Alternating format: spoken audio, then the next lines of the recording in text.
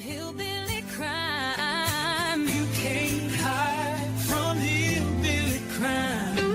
You may not know that there's a crew in town. The head hillbillies are making their rounds. Small town whispers loud and clear. The sheriff shot the judge in his chambers chair. Sheriff got a secret he won't keep.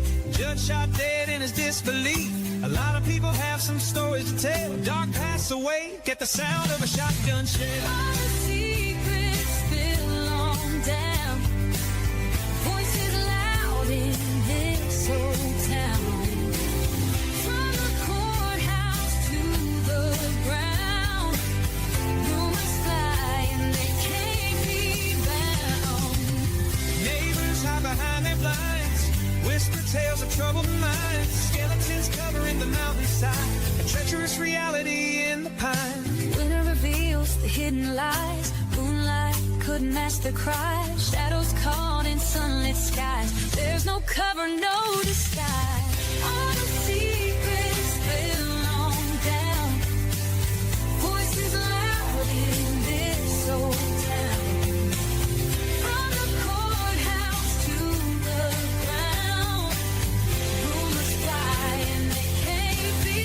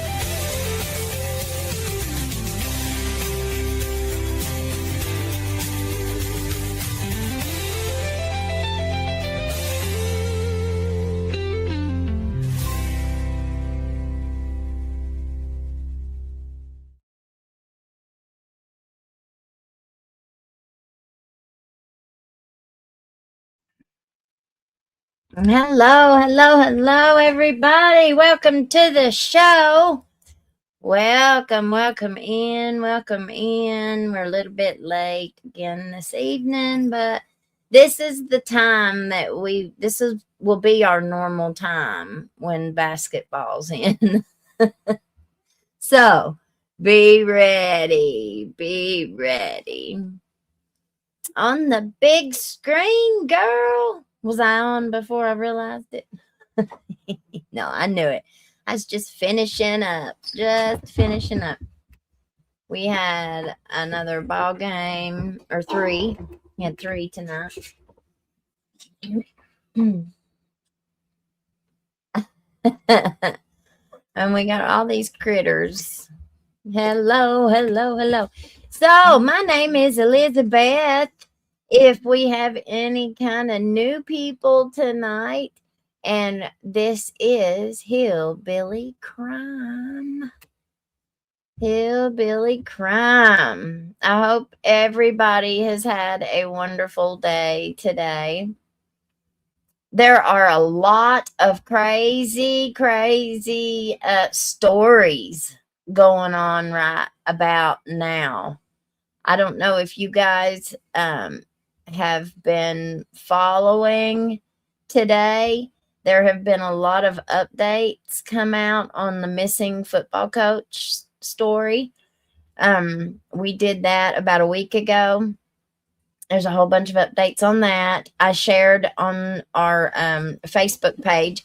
And just to also let you know, if you're not aware, the QR code on the screen, that if you want to scan that will take you directly to our Facebook. If you have not followed us on our Facebook page.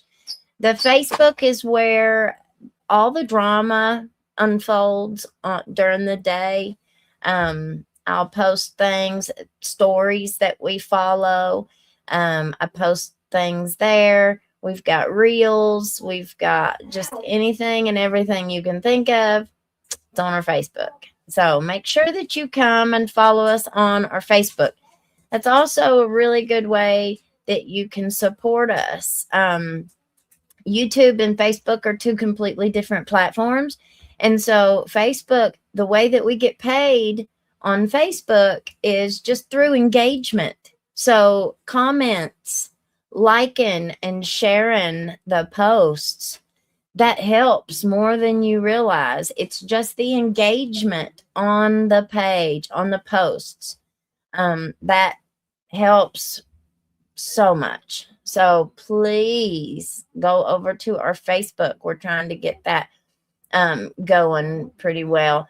We've got our primary, that's Elizabeth Jones. That's what the QR code will take you to. And then we also have the Hillbilly Crime page on Facebook. And that strictly has shortened clips of our long shows, of our shows every night. And some people can't or don't want to sit for 2 hours and watch our show like us, like we do. They can't sit through that long. So we have shortened clips, 30 seconds, 2 minutes, 3 minutes, 5 minutes, 10, 15 minutes. They're all on that Hillbilly Crime Facebook page. And we are rolling them out daily. I just figured out so many things this past week. And so look for a lot better descriptions, a lot better titles, a lot better, the AI program before was running it. And I noticed that some of them were a little bit crazy descriptions. So I have fixed that. I have fixed that. All right, guys. So let's get started tonight. So what we are going to talk about is children's services. So many people in Appalachia have just been, so many people have nightmare stories. I've got a house full again, y'all. It doesn't matter if it's school. When I was a kid, if it was a school night, kids didn't spend the night and you didn't go spend the night at nobody else's house. That ain't the way that it is in Jenkins. Ain't the way that it is with our ball players. No.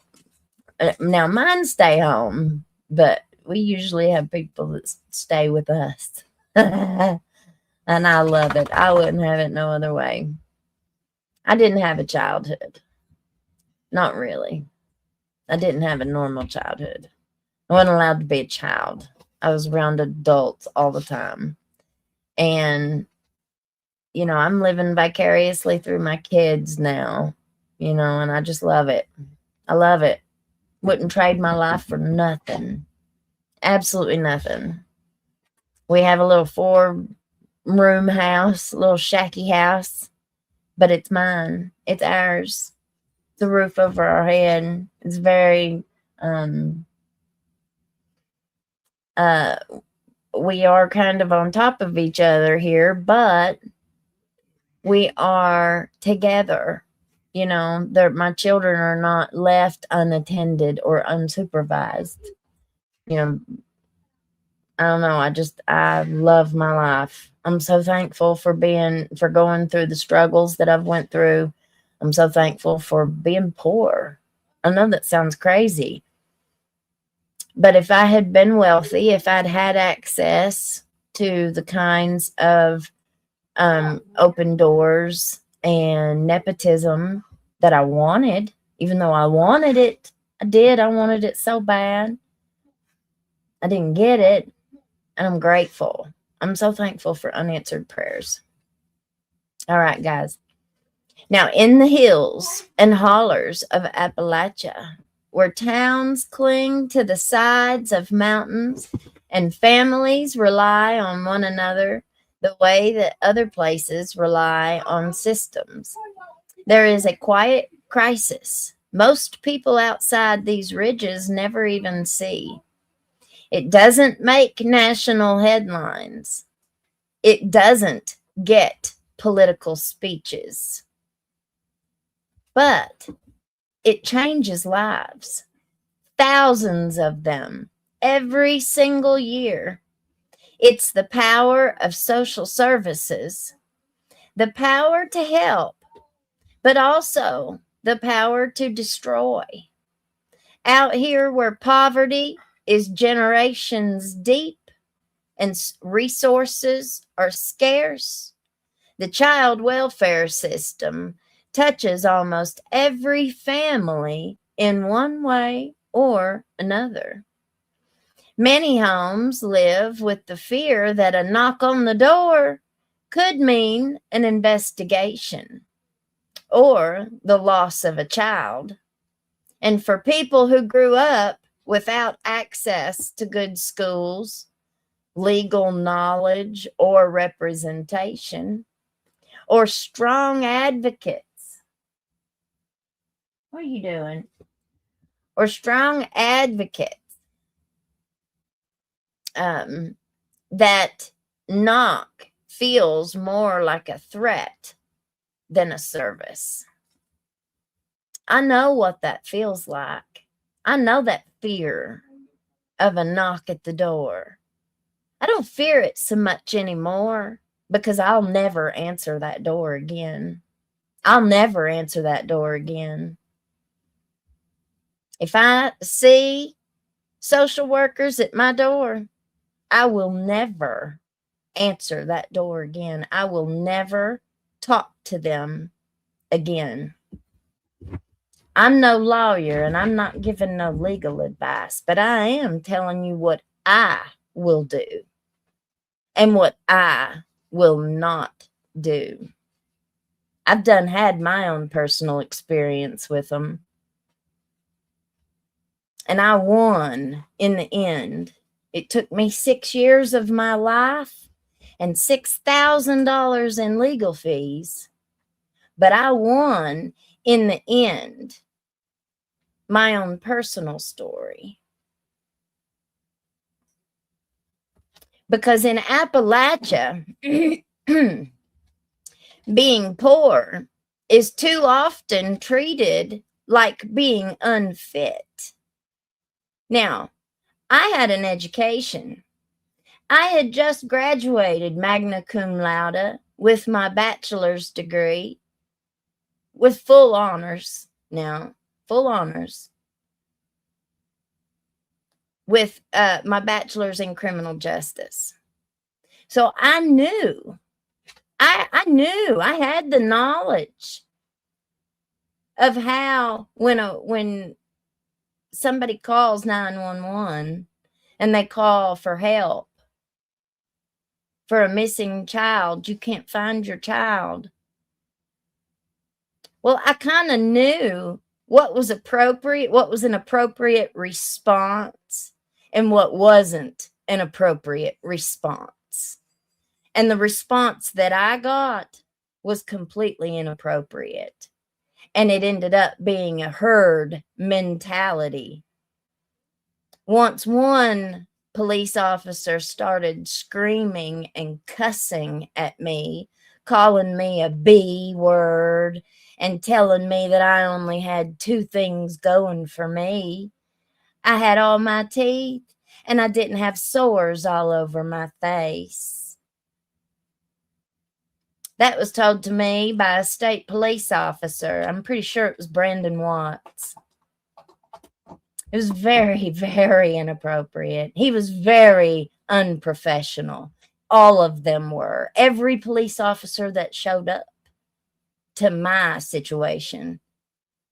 Mikey Dingus decided to chest bump me all the way up the parking lot, threatening to arrest me for interfering with a government investigation when I said I wanted a lawyer. When I said that my children were to not be questioned no more, and I needed an attorney. What they were doing was not an appropriate interview with my children. And I knew that. I could hear the questions that the lady was asking them. And she had formed her questions in a way to get the answer she was looking for, leading my children. Now, every time I get to talking about my own situation, I start getting really upset because it was just so bad. My child, it was Alan.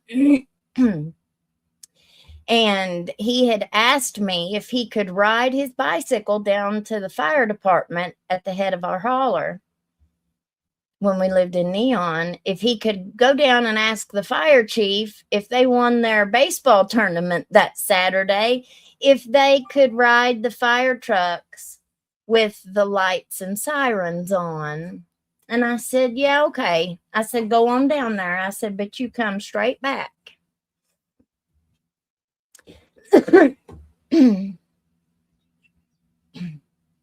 And so he left. He went down. 15 minutes went by and he hadn't come back yet. So I got in my car and I drove down there. And it's just a little block around the block. And he wasn't there. They were all out washing their fire trucks in the parking lot. And I said, hey, have you seen Alan? And they said, yeah, he was just here. I mean, my children had lived there all their lives. Everybody knew them. They knew everybody. He said, well, he just went down the back alley. So I drove down there thinking he was going home. Well, on his way home, he stopped at my neighbor's house. He saw their granddaughter out in the yard, and he hadn't seen her in a couple months. She hadn't been to her grandma's house. So they went in the house, and he couldn't hear me hollering. He was right next door. That was as far as he was, but we didn't know where he was. I mean, he was a kid. I didn't blame him for that. I was accused of unaliving my son and burying him in the basement.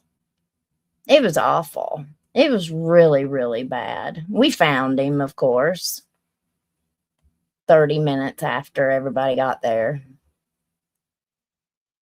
And it was a nightmare.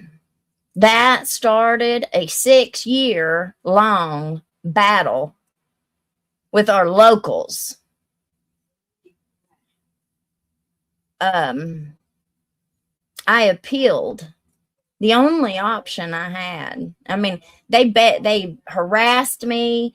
They threatened me. They tried to bribe me. They tried to intimidate me.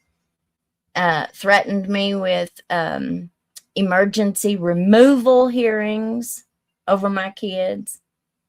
And everybody knows how good of a home my kids have. Could you imagine if they would have been successful and taken my kids out of my home? Well, the only difference is they didn't get mine. The only difference was I had money to go hire Ned Pillersdorf. I hired Ned too. I didn't have the money. Actually, my mom gave it to me. If I hadn't had my mom to help me, I don't know what I would have done. Having an unpatched roof, a bad car, or an empty cabinet becomes neglect. And people who don't know their rights, They often get pressured into signing things that they don't understand. I did too.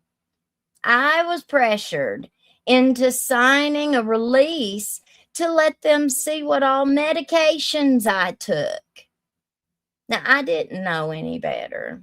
I really didn't. Not at the time. I was scared. I was afraid. Now, once I hired Ned, he said, "Oh, no, no, no, no, no, no, no, no." He said, "You need to write a letter taking back that permission." And so I did and sent it to him immediately. They didn't have no right to see what medication I took. That didn't have a damn thing to do with letting Alan ride his bicycle down to the fire department. I didn't get pulled over for no DUI. They didn't have no business knowing what medications I took. But yet they wanted them. They abused their authority on me in every way that they possibly could. So many parents in this region, mothers especially, describe the same experience, only theirs ended up a lot worse than mine.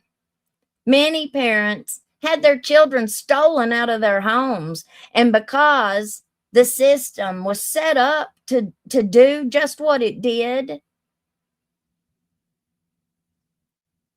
they sure weren't trying to reunite these families. Or you can get a family like this that they won't take them. Last resort. I mean, the children are just destroyed. They'll take them out of homes that they don't need to take them out of, but they leave them in homes that they should never be left in. Never.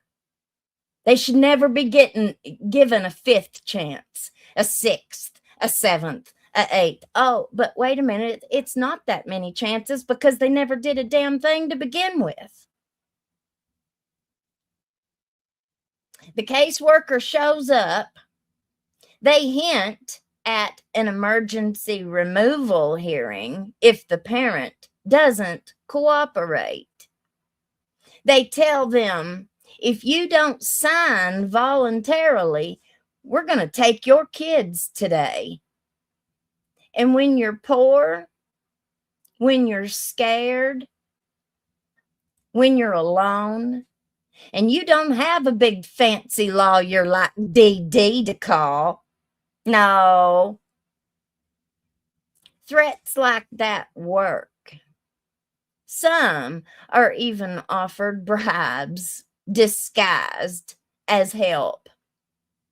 Maybe a voucher program. Oh, we've got some money that'll fix your step. Do you have a broken step on your front porch? How about your refrigerator? Do you need a light fixed on your refrigerator? Or maybe we can get you a bed for if you need a twin bed for your toddler. A voucher, a program, a bit of money for clothes or food. But the truth is never clearly explained.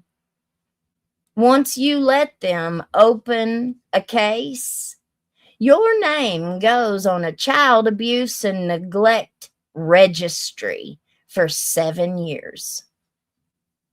They don't tell you that, do they? They didn't tell me, but I already knew it. 7 years. You know how everybody knows about the sex offender registry? Well, there's also a child abuse and neglect registry. 7 years, where every background check calls you unfit. Every job interview is going to have that background check.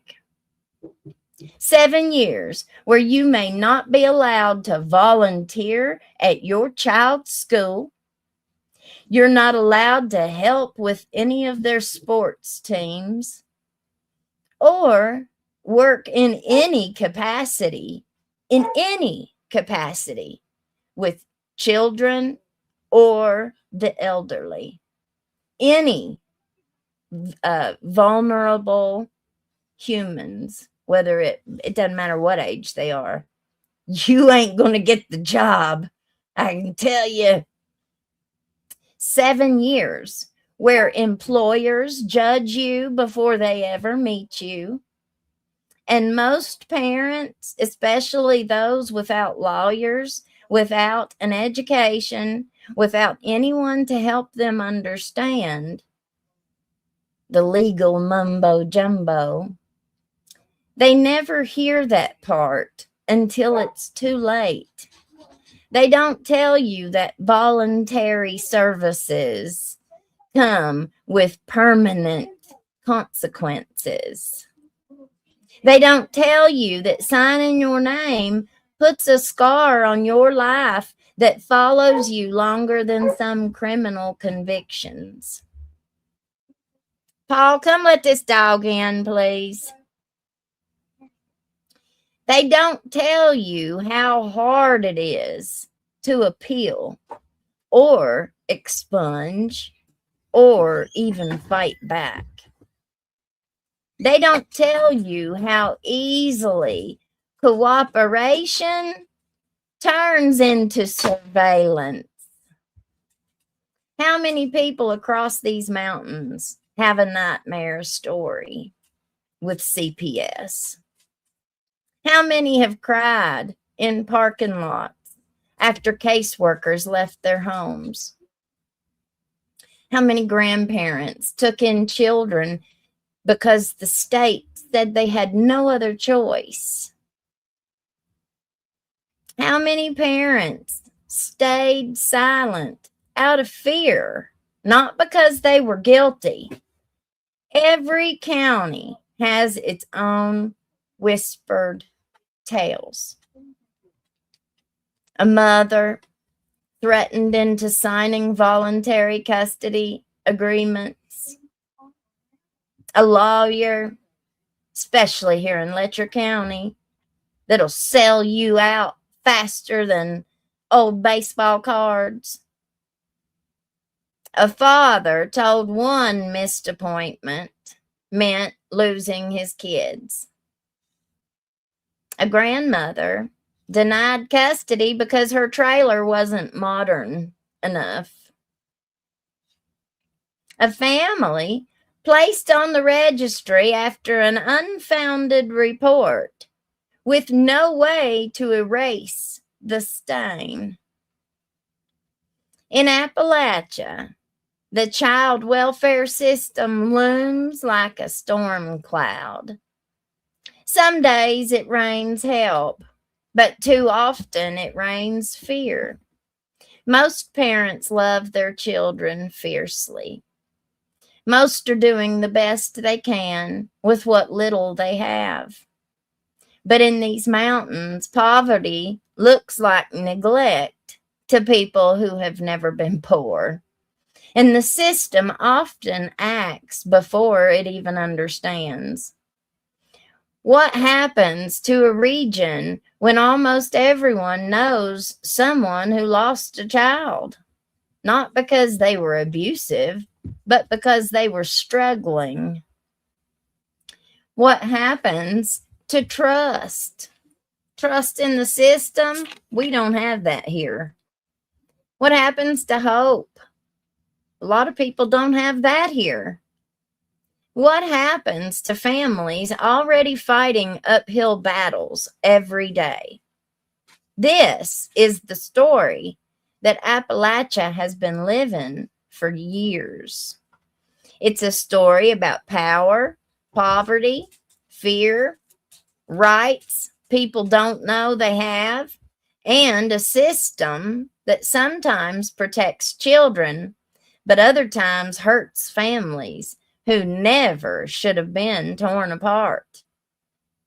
And it's time to start telling it out loud, in full, with nothing held back. All right. What do you think of the intro?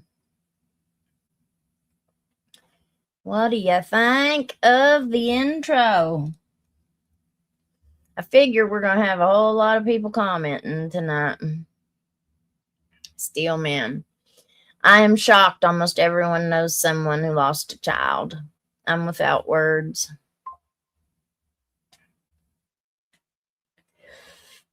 My granddaughter was in marching band and competed in cold temps at midnight. I never understood how those kids could make their hands work or their lips pucker.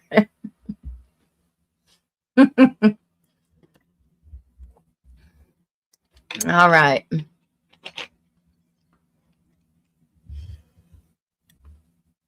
All right.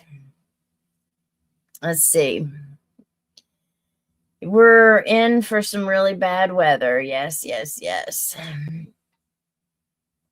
I hear that too. Yes. I never knew there was a registry list. There is. Now, I don't know how different states run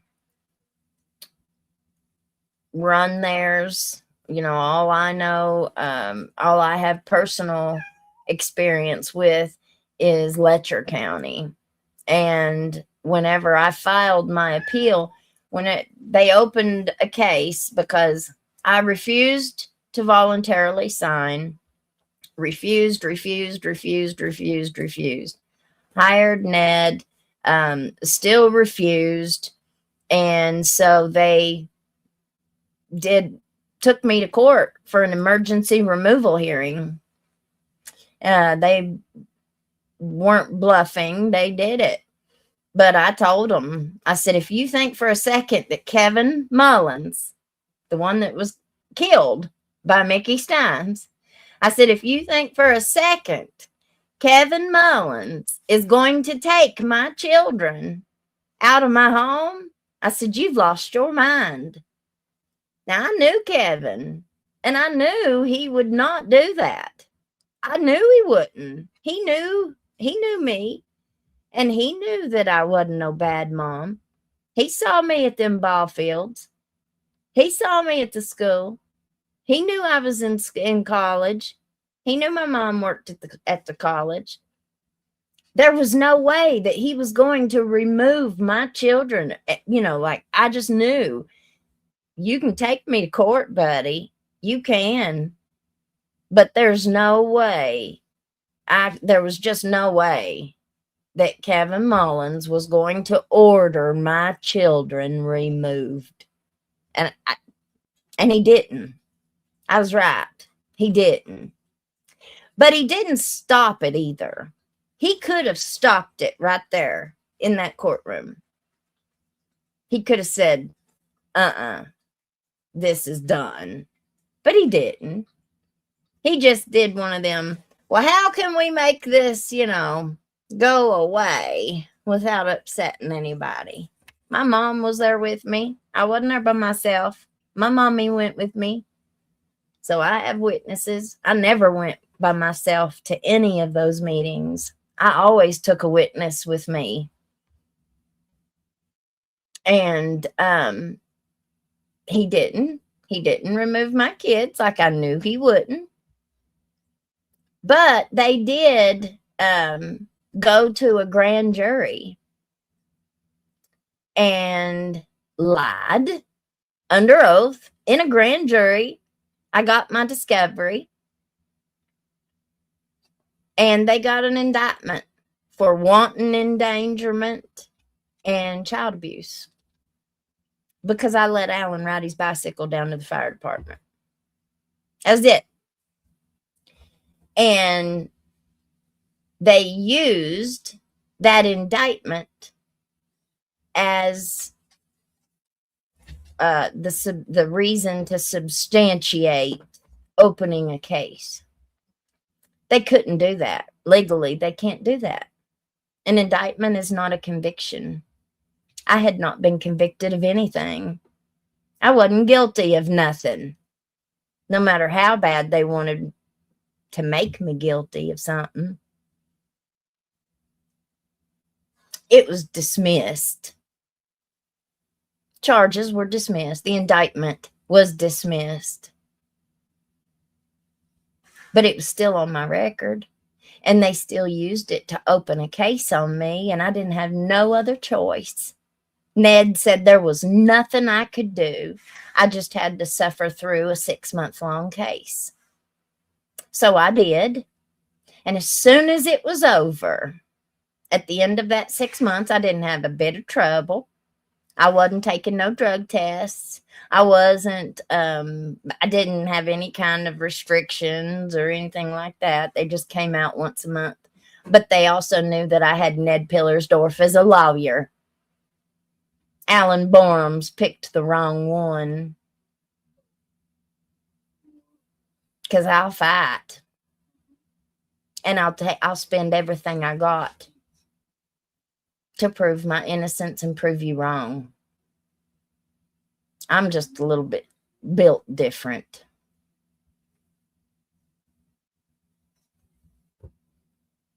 It was a nightmare. But after it was over, when the social worker came back out to my house to close the case, she handed me a piece of paper. And she said, "You have 30 days to appeal." And that was all she said. She didn't explain the appeal. She didn't explain how to do it. She didn't explain anything. She just handed me that piece of paper. I knew what it was. I think most people probably wouldn't even know what the appeal was for. They'd probably think it was just too difficult. They'd probably think that it wouldn't do any good. Do your appeals. Do your appeals, y'all. And I did it myself. I had an attorney friend I had a friend who was an attorney, and he put together like a skeleton outline for me. And he said, "Here you go. This is the outline that you'll use for your appeal." And I filled it in. I did it. I filled all of it out. And I did it myself. And I turned it in. I sent it in. And as soon as Frankfurt got their hands on it and dug it open and looked at the file, all the paperwork that they had used to put in the file was blank. There was nothing on it. I got that in my discovery too. There was nothing on it. They had blank papers, just filling space. Things that somebody should have been held accountable for. I wanted an administrative hearing. That was what I was filing the appeal for, was to get an administrative hearing where I could go in and show Frankfurt everything that they did here in Letcher County. But they didn't want to give me an administrative hearing. They wanted to go ahead and just settle it. I wasn't even going to get the hearing. I was going to win before I even got the hearing. And I was like, no, no, I want that hearing. I want to go in. I have got to be able to show them what they've done. And he said, they know, my lawyer friend. He said, they already know. They don't want the hearing because they don't want to have to face what they know. He said, you've already won. Take the win. And I said, no, I want that hearing. I want the administrative hearing. I said, without that, this all just goes away. How do I win? They win. And he told me that if I didn't listen to him, that he wouldn't help me with it no more because I wasn't listening to sound legal advice.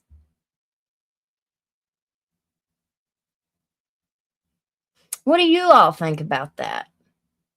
Do you think that's listening to sound legal advice?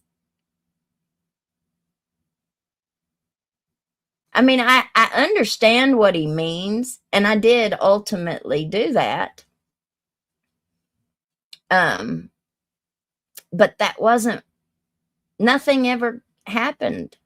Nobody was ever held accountable. The same people, Chris Collier, Deb Collier's husband, he's one of them. He's retired now, but he worked long enough as a social worker. I wonder how many people's lives he had a hand in affecting.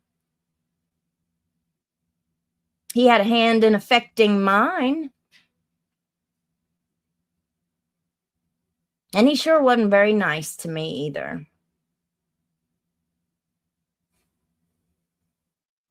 And guess what? He's nice to you, though. He didn't try to take your kids, did he?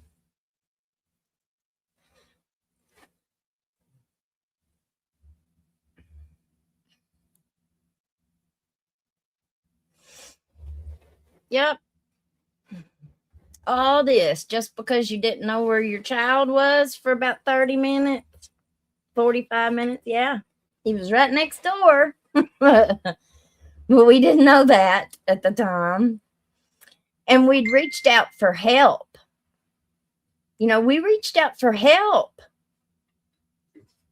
It wasn't like it was some other situation, you know.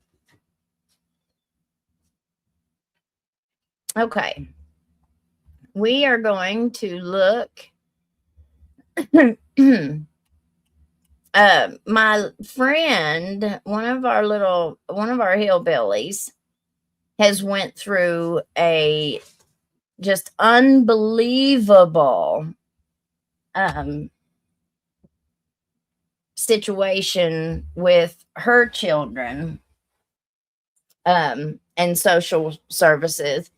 They have taken all of her kids, and she went through and she has put an entire investigation together. She's investigated every bit of it. The courts have, she's not allowed to have any kind of social media. She's not allowed to have Facebook. She's not allowed to have any kind of platforms whatsoever because she talked about all of it. She took it to social media and the courts gagged her, told her she wasn't allowed to talk about any more of it at all. And we did one show on her case, but we've got more. And she's going to come on as a guest. And so we're going to be able to hear straight from her, not tonight, but we're going to hear straight from her with everything that they've done. And she has put together one hell of an investigation. She has every document. She's linked the drug testing and all of these drug court programs, and she's linked every bit of that to the financial corruption. I mean, it's unbelievable. And we're going to go through it. I'm working with Chat GPT to try and get all of these documents uploaded into it and get them into a presentation for the show. So bear with us. That is coming. It is coming. All right. We have an article that that I'm going to read.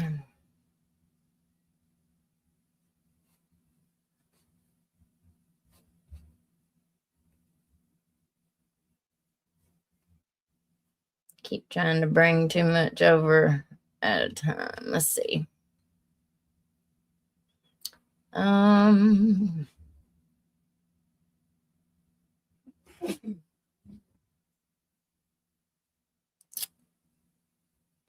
We've got some cast of characters.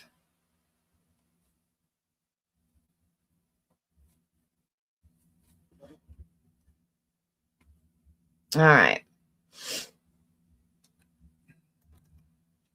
So,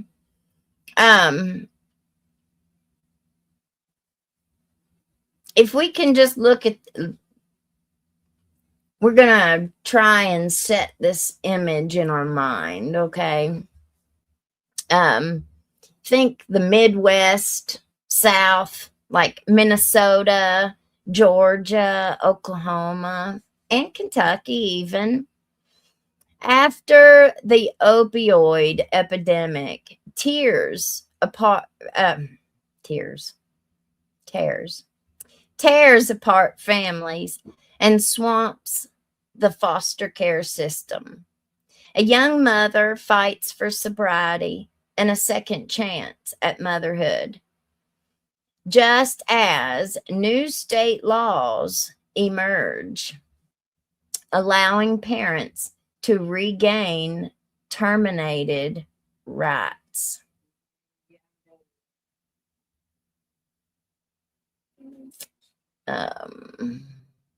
Okay. Now, but the journey toward unification exposes long hidden secrets, systemic failures, and the humanity of everyone inside the child welfare machine. Now, the main characters, we're going to call Suzanne Sellers, 38, 40 years old, recovered from addiction, now stable, educated, and fighting to regain her children. Haunted by the system that broke her family, she becomes a reluctant advocate for other parents. Kentucky's policies intersect with her story when she discovers mothers there faces even harsher timelines than she did. Rena Moran, a Minnesota state legislator, pushing through a groundbreaking parental rights reinstatement bill. She offers political tension, morality debates, and personal stakes. Chris Henderson, he's a Colorado attorney representing children, believes in parental potential, but carries trauma from cases gone wrong. Nikki Farrago, high-ranking Minnesota child welfare official, trying to modernize a failing system while balancing political pressure and overstretched staff. Anne Flagg, national child welfare expert, who contextualizes the crisis and mentors younger professionals. Mama Jo, the grandmother from Georgia, caregiver to multiple children displaced by the opioid crisis, the heart of the show.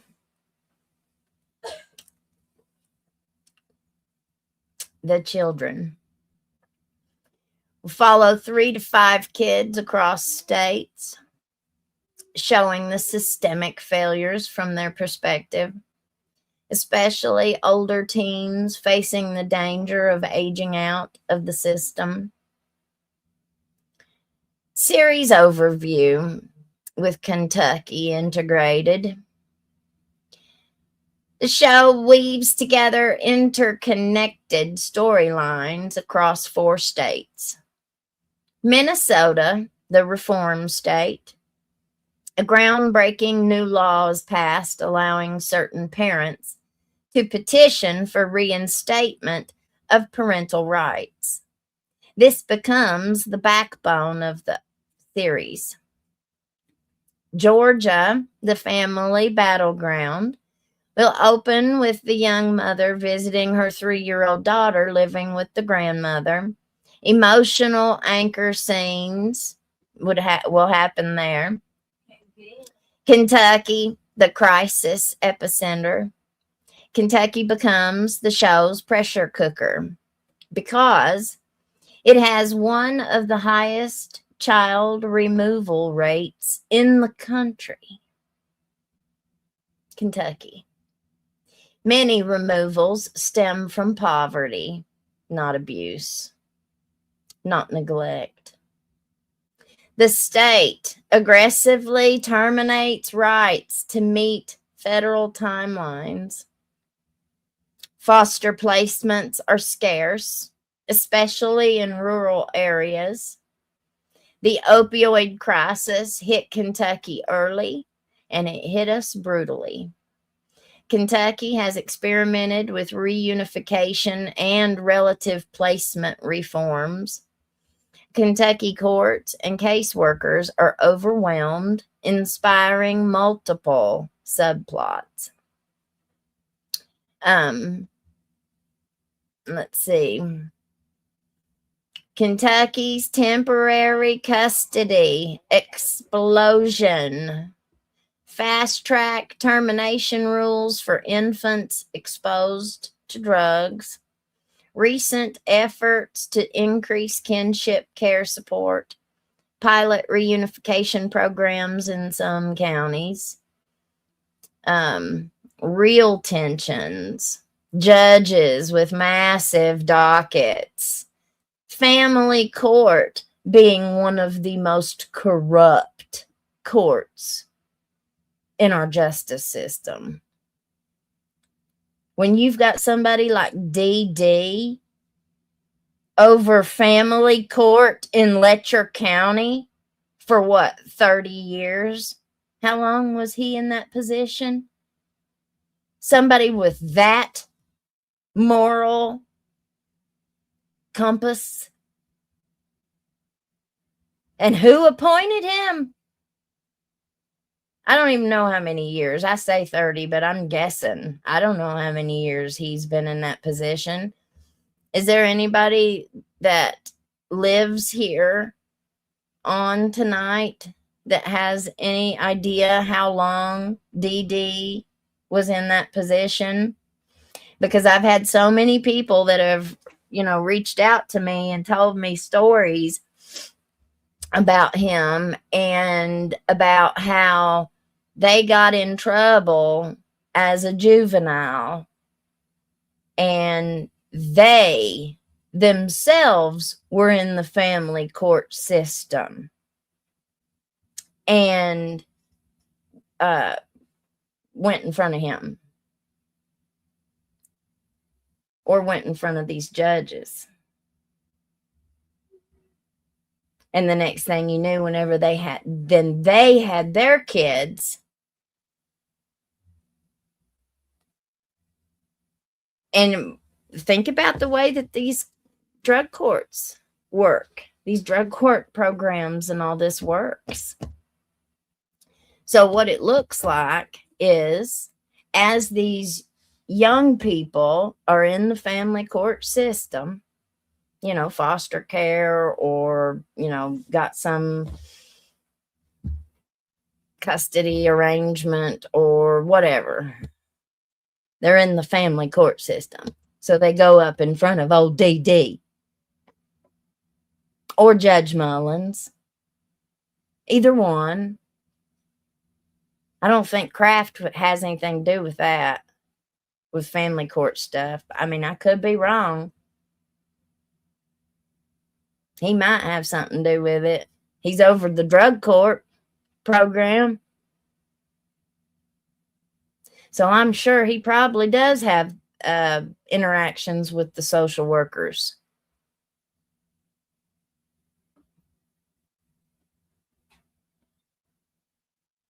I guess it would have been Judge Kraft then that actually, whenever I was indicted, because see, this is how they got me. This is how they got me to cooperate with social services.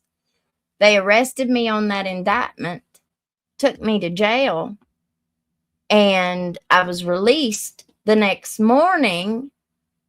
But on my release papers from jail, my bond, I was allowed to just sign my name. But whenever I signed my name, part of the orders on my bond was to cooperate with social services. That was under Jimmy Kraft.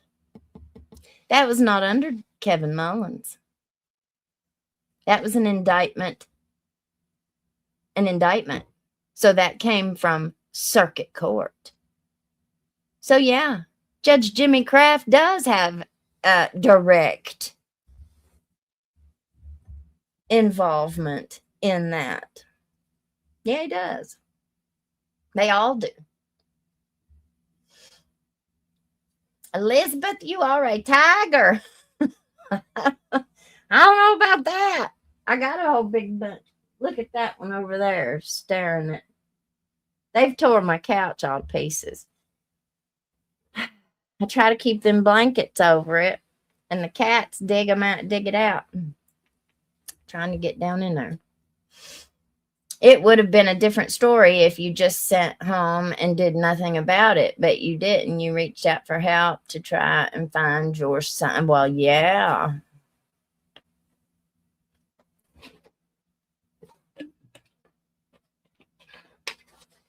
It was awful.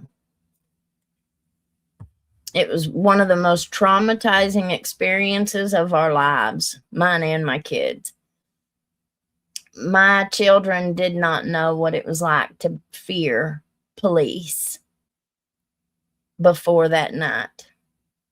After that night, every time a cop would pass us, every time a cop car would get behind us, I mean, I would have an anxiety attack and go completely into like shaking and sweating, and my kids would start immediately crying. You know, they were 8 and 9 years old at the time, you know. I think 8 and 9, maybe 9 or 10. But, you know, it was just awful. It was awful. Well, she says she didn't care. Her kids have done gone. They done took her kids. What else can they do to her?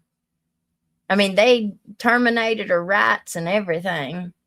And a lot of, and she recorded everything. Every meeting that she had with them, she was recording. I mean, this girl's got an entire investigation. Everything that we want to investigate here in Letcher County, when it comes to like ARC and the drug court program and all that, she's already done that for her county. It's all a pattern, and it all fits. My cat must have pulled that out. Hang on a minute. And it all fits. Man, you kitties are something.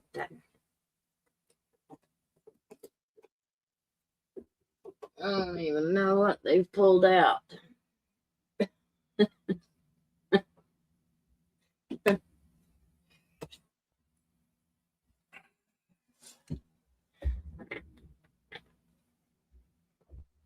Get out of there.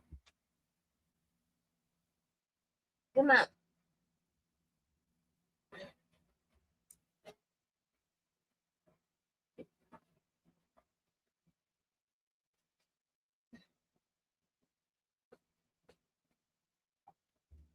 That's it.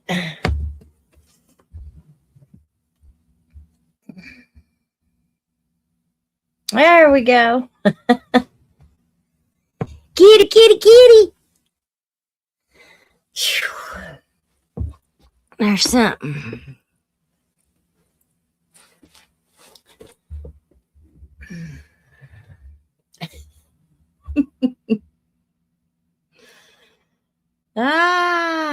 Juvenile protection laws protect the system, not the kids. Well, it's hard to beat the government. You know, it wasn't worth it. Like the $6,000 in the 6 years of my life, it wasn't worth it. Like they all knew. Everybody knows everybody, right?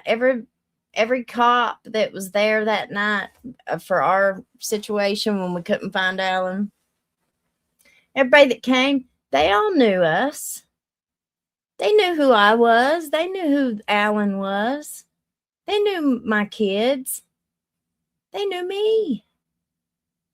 It didn't matter.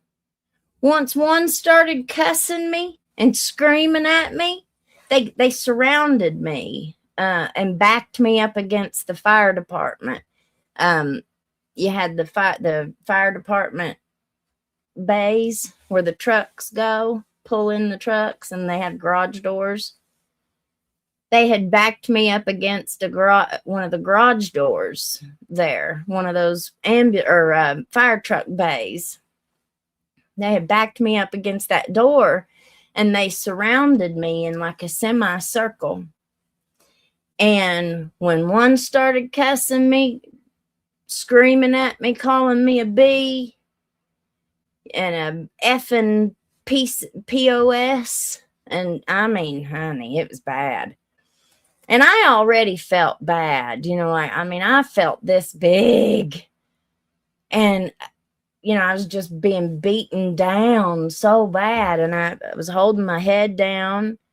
And the more that they cussed, when this one started cussing and screaming, then one over here got brave.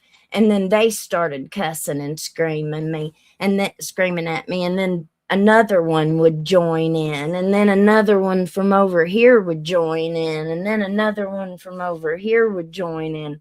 It was a herd mentality. They didn't care. It was just like once one of them got screaming and cussing and flipping out, they all started. And something just snapped in my head, and I was like, hold up, wait a minute. What the hell is going on? This is how you treat the mother of a missing child? No, this is not how you treat the parent of a missing child. I hadn't done nothing to him. But they just assumed that I was some meth head that didn't care about their kid or something. I mean, I don't even understand why they would even think that. My pastor was there. My pastor's wife was there. The boys' baseball coaches were there. Everybody had, we all lived really close to each other. It wasn't like anybody had to drive 20 miles to get to us. People just came out because somebody put it on Facebook. Hey, have you seen Alan? And the next thing you knew, everybody knew about it. But that wasn't my fault. I didn't put it on Facebook. It was bad. It was really bad. But then, so whenever that snapped in my head, and I was like, wait a minute, I was like, this ain't cool, man. And then I started fighting back. Even our fire chief that was at the fire department, our fire chief was even telling them, you guys got this wrong. You all got this wrong. My kids played baseball with his grandson. He knew us. He knew us very well. And the cops wouldn't even listen to the chief. They wouldn't hear nothing he had to say. And then for a month before Borums went to a grand jury to have me indicted because I wouldn't voluntarily sign, for a month, he went up and sat at the fire department because he was a neon cop at the time. And he went up there and sat at the fire department for an entire month, every single day, trying to charm or talk one of them into it. He was trying to get an EMT or a fire department member to write a statement so he could, against me, so he could take it to the grand jury with him. So he wouldn't just have his own testimony at the grand jury. He would have a statement from a second individual. One of the fire department members told me all about it. And he said that not one of them would do it. He said, not just because it would have been a lie, not just because it would have been wrong, but he said, we all knew how Chief felt about it. We all knew that Chief was not involved. He was not involved in any of that. He thought that what they had done was wrong, allegedly. And so none of them would do it. But he said he would not leave. He just kept coming back every day, wanting to be their big buddy, wanting to be their big friend. He'd come up there and eat with them. He'd just go up there and hang out and shoot the shit, trying to get a false statement to take to a grand jury.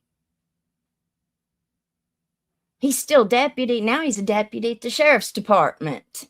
Yeah, Sheriff Billy Jones. Got you a great hire there in Allen Borums. Such a great guy. Parents failing because of lack of rehab access. Well, that sure ain't the case here. There's too much rehab access. Families torn apart due to housing instability, not danger. Caseworkers burning out, quitting, being blamed. It was a supervisor, Sherry Pike, who pushed mine. Claude Short was the worker, and Sherry Pike was the supervisor. And she pushed it and pushed it and pushed it and pushed it. Claude Short was actually pretty decent. Chris Caudle or Collier, no.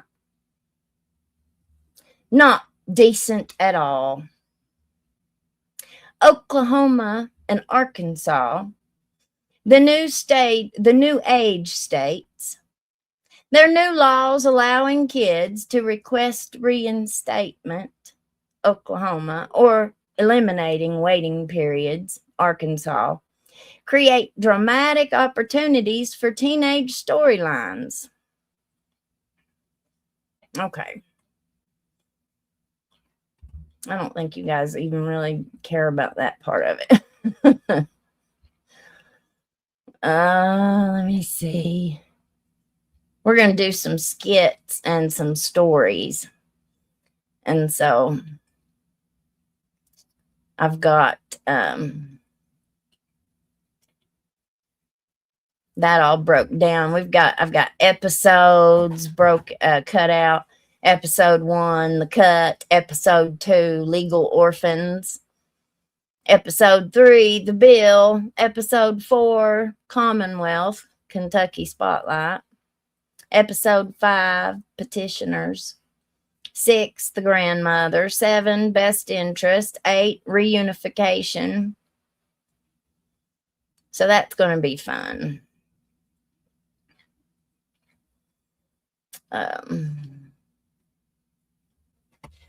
All right, let's see.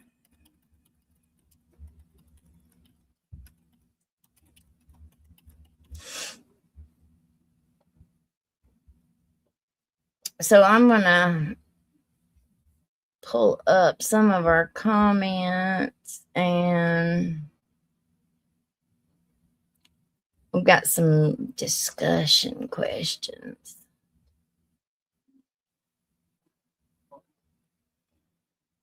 Reselling and thrifting. I was a foster parent in Kentucky.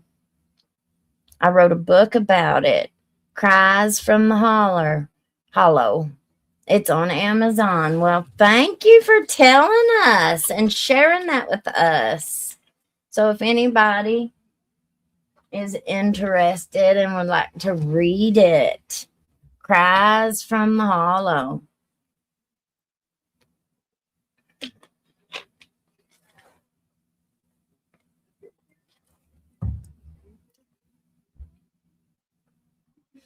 Let's see. Oh. All right. So, Appalachia and poverty and social services, you know, I think all of us probably know somebody, if we haven't had our own experience with them. I don't know if I know anybody that hasn't, really, unless you got the right last name, you know. You don't never have to worry about that kind of stuff. Guarantee Big Butt Butler will never spend one night in jail, ever, her entire life, ever. She can beat up all the people she wants to, and nobody will ever arrest her. If she does get arrested, she'll be right back out. She'll never spend one night. Her pretty little blonde head will never, ever spend one night on that nasty concrete floor.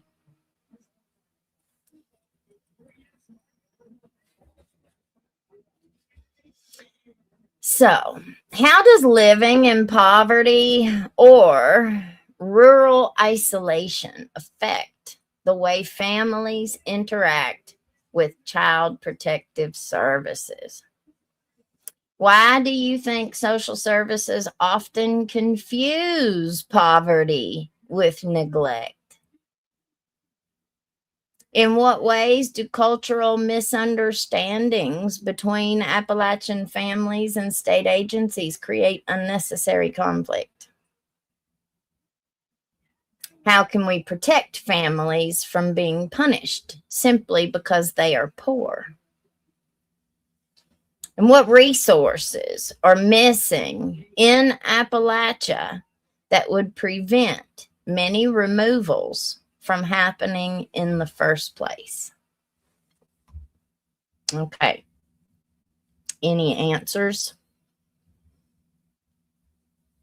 Elizabeth, there is a book called The Poverty Industry that addresses the exact things you are talking about. Keeping women in drug court to collect the money, etc.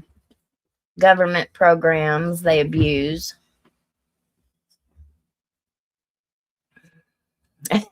Those kitties should be arrested. You ain't telling me nothing. They tear my house all to pieces.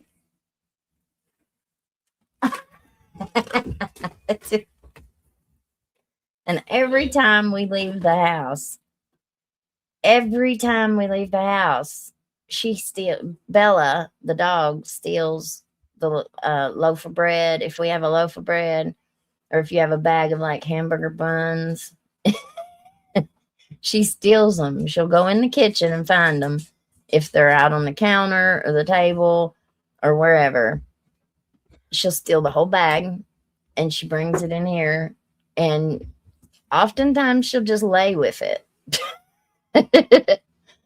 Every once in a while she'll rip it open and eat it, but most of the time she just steals it and brings it in here and lays with it. Crazy, ain't it? Oh, ridiculous that it took 6 years. Well, it took 6 years because it didn't take 6 years for the appeal. What it took 6 years for was because I had to wait a year for them to dismiss it. And then, so they said it was going to be a conditional dismissal, which it should not have been. It should have been just if Ned had went in there like I would have went in there, well, we would have either went to trial or they would have dismissed it right out or outright. I wasn't going to settle for no conditional dismissal. I didn't do nothing. And if they wanted to take it to trial, I was ready. I tell everybody, honey, you need to take that to the box. They threaten too many people with plea deals. Way too many. But I'm no lawyer. I'm not giving no advice. Okay.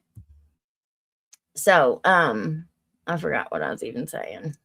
Oh, so the first year I had to wait.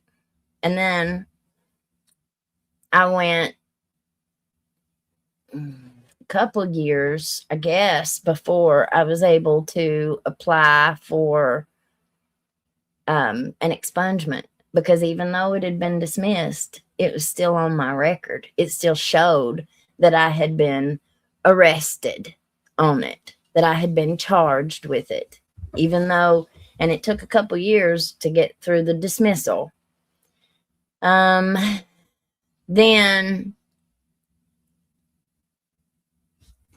I went and tried to have it expunged. I went through the whole process that I was supposed to. I'd already done my entire record, so I've expunged a whole lot. I've got a lot of experience with it. I knew exactly what I was supposed to do. So I did it all, got the court date, went in, was completely prepared for that to, go the way that it always went before. Even with like a misdemeanor conviction that I had expunged, I didn't have one bit of trouble with none of the other ones. Not one bit of trouble. I go in for this one to have this one expunged in front of Judge Jimmy Kraft, and Edison Banks decides, nope, I don't think it's time, Judge. And he objected and said that I had to wait another year. Bella, come here. Even though I didn't. But Judge Kraft went along with it. Wouldn't expunge it. Before it was all said and done, there were 6 years that it affected me. Then I went to go, after it was supposed to be expunged, I went and applied to be a substitute teacher. And it was still on my record, even though it was supposed to have been taken off. It still showed. So, of course, I didn't get that job. Nope. I didn't. And I had to go get it taken off. Make sure it was taken off. Now it's not on there. It's gone now. But it took 6 years from the time that it happened until that was completely removed from my record. It was 6 years. And that affected me big time. It did.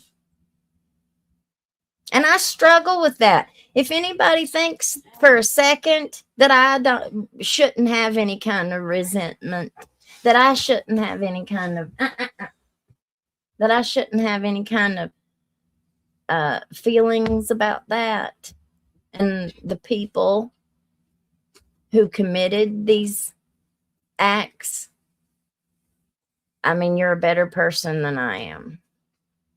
You're a better person than me because I struggle with it, and I still struggle with it. I still struggle with the being blacklisted down there, even though now I'm so grateful for it. I'm grateful for the experience, I guess. I can't really say that I'm grateful for what they've done, what each of them have done to me over the years, because it was extremely painful for me to go through all of that. You know, I overcame it all. I'm better for it now, but that was a hard struggle. You know, I think not just that, any of our traumas, any of the situations that all of us have went through and overcome over the years, the abuses, the traumas, they all make us who we are. You know, I wouldn't have half of the persistence and what do you call it? The not give up. What do you call that? The not give up. The only person that stood up, and I don't necessarily, he didn't stand up for me, but he did. Well, I don't know. Maybe he did. He heard Claude Short yelling at me. And it wasn't that he heard him yelling at me. He heard voices raised. He heard loud voices being raised in one of the rooms in the courtroom, one of them side rooms. And Mike Watts, our circuit court clerk, he was walking through the courthouse and he just overheard loud voices, people yelling. And it was Claude yelling at me. And then me in turn saying, no, I'm not signing that. He came in. Do I need to come in here? What's going on? And I was like, yes, please, Mike, please. I've done told him, no, I'm not signing this. And he had me in it. He had my chair in a corner. He had put it in the corner. And I had taken 2 people in with me. He didn't want me to, but I took 2 witnesses with me.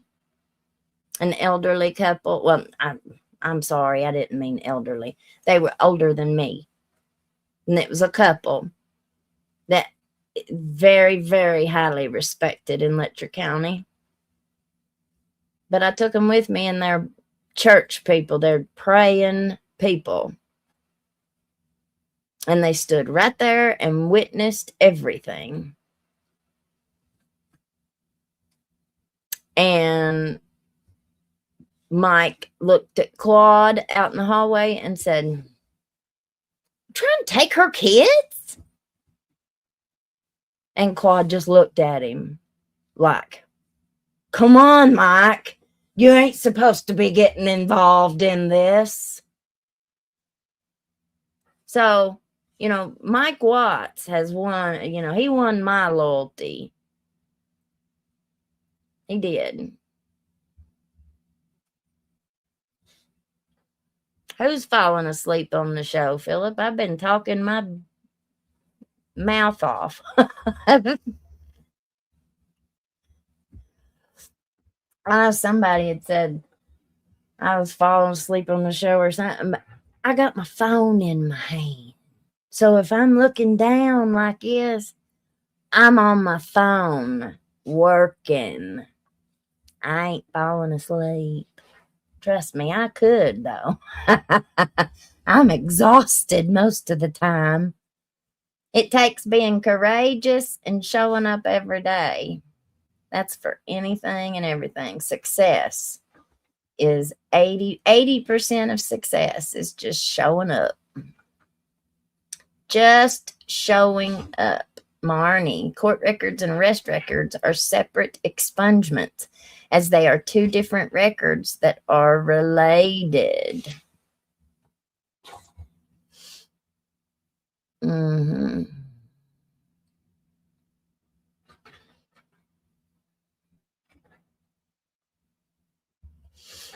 It's hard. Black Olive. I can't forgive and forget either. It's hard. I struggle with it.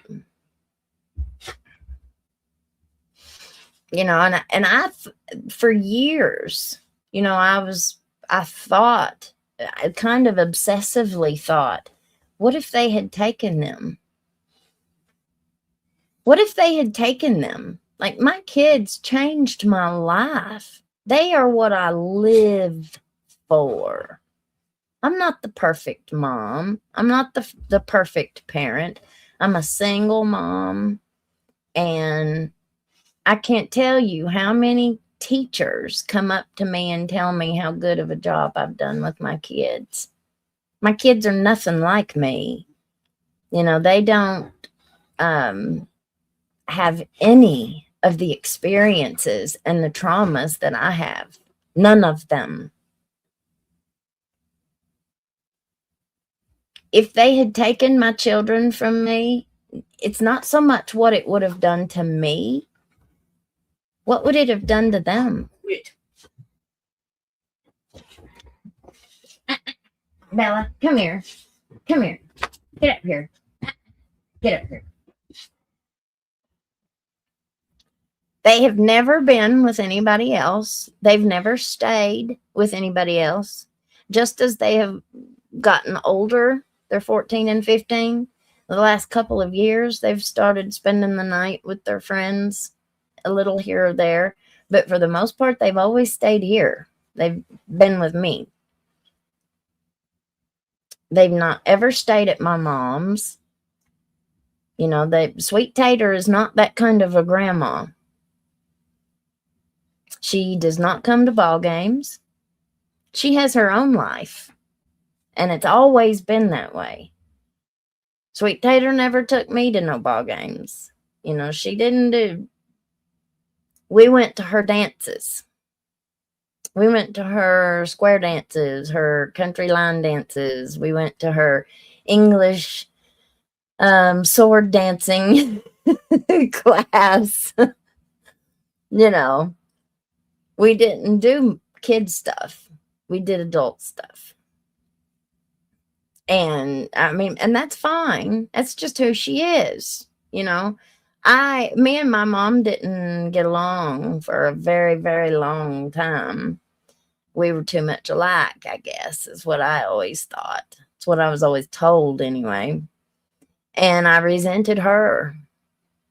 I was a screwed up kid. I resented her because I thought, well, it was her fault that Dad left. No, it wasn't. It was his fault. It was not hers. I don't know how she stayed with him as long as what she did. But those kinds of realizations and things only came with maturity on my own part. And I had to stop being mad at her for who she wasn't. She wasn't like everybody else's mom. I wanted what everybody else had. I wanted, the mom that had the apron on, that baked cookies for the class for your birthday. You stay there. I wanted a mom like everybody else had. And I didn't have it. And, so as I got older and since I've had these kids, just in the last 15 years, I realized I had to stop expecting her to be something that she wasn't. And I had to just start accepting her for who she was. And I think that was a big lesson, not just for me with her, But it was a big lesson for me with everybody, even, people who are in active addiction. Sometimes you got to meet them where they are, and you have to stop being mad at them for who they are not. And we have to start accepting them for who they are, And so now I accept, now I'm really thankful, very thankful that she was my mom, that she is my mom. I accept her for who she is. I stopped wishing she'd be who she ain't. I stopped.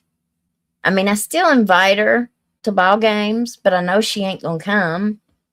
So I usually don't even ask, because she ain't coming. And if she does come, she's gonna sit on her phone the whole time. She's not gonna watch the ball game. She don't care about it.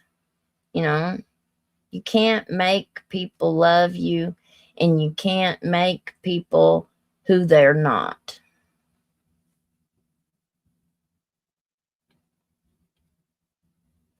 It's just kind of what it is. I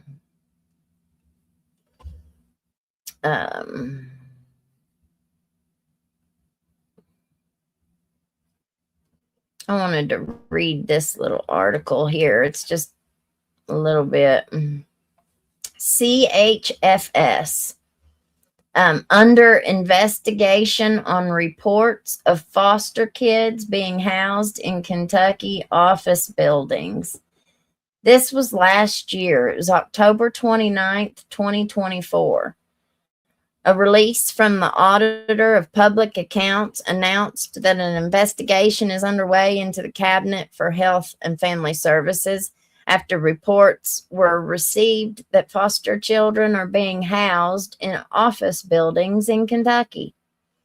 Officials detailed that the Commonwealth Office of the Ombudsman is conducting the investigation into these reports.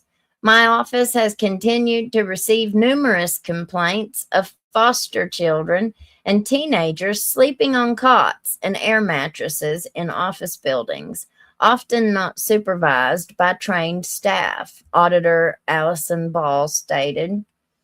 I have instructed the Ombudsman's office to investigate this issue to uncover the problems associated with this ongoing crisis, Ball continued. The vulnerable children of Kentucky deserve to be placed in nurturing environments where they are provided with the resources, stability, and care that they need. According to officials, hundreds of foster kids have been spending nights and weeks in CHFS buildings, office buildings, for years. The Commonwealth Office of the Ombudsman is committed to advocating for Kentuckians and working to ensure that those seeking public services from the Cabinet for Health and Family Services receive quality care, the release read. And that's all that they said.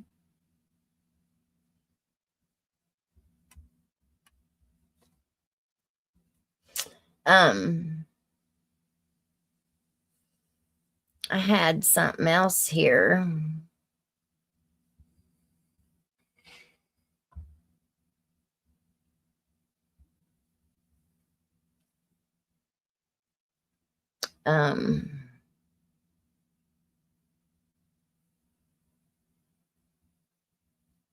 Here's an old picture. Somebody sent me this today, or well, they sent it to me. A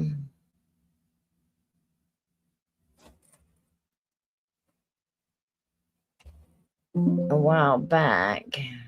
I guess I'll just pull it up this way.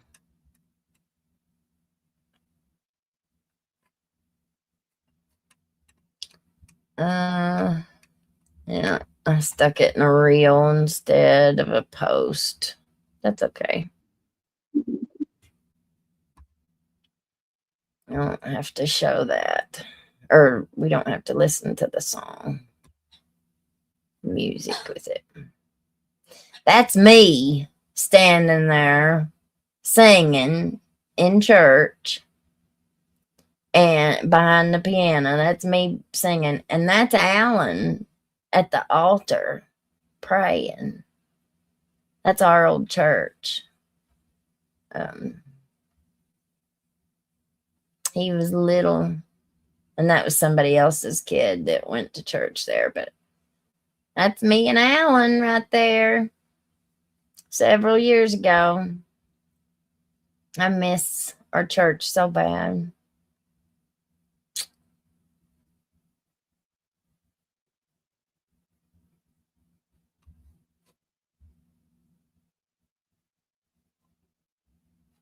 I miss it.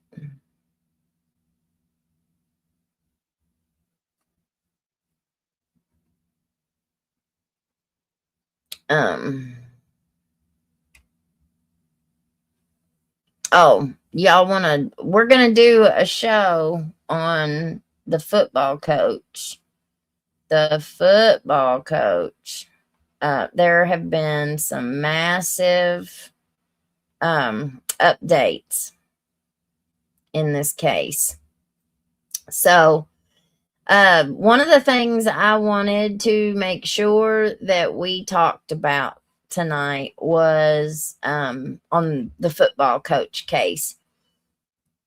The way that some of these articles are being written, because I saw one today and I said, and I just read the title, and the title made it sound like the wife of the football coach, Travis Turner, Virginia. It made it sound like the wife was also being wanted for CSAM material along with the husband. But that's not the case. It was just the wording of that title that I saw. Because then whenever I went to go digging and reading it, that's not what it was saying at all. But the title made it sound like it was. And so I just wanted to make sure that we talked about that a little bit before we end tonight's show. The updates. I'm going to read. I put together a little article on it on Facebook. So let me just read what I put together for everybody.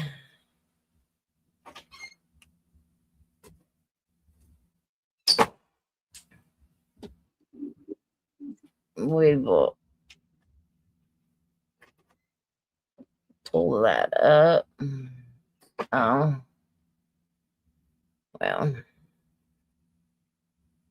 okay. Here is, I'll take that down. Here's a picture. I got a couple pictures with them. This is a black and white photograph, and it's him and his wife, and it looks like 2 sons and a daughter. All right, so the Appalachia, Virginia manhunt for Travis Turner. There was a massive update. So this is kind of long, but it gives all of the details. Let me see if I can just copy it.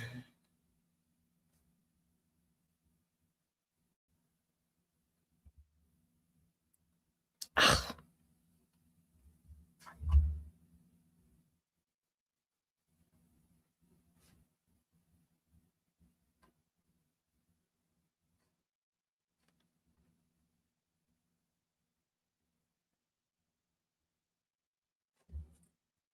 Let's see if I can bring it over this way and it'd be easier for me to read.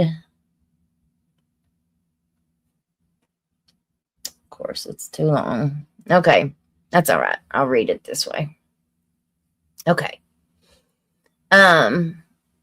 So December 10th, There was a letter allegedly found in Turner's truck. So Travis Turner's son, Graydon, has revealed a handwritten letter that he found hidden in the glove box of his dad's truck. And it was dated the very day that Travis disappeared, November 20th.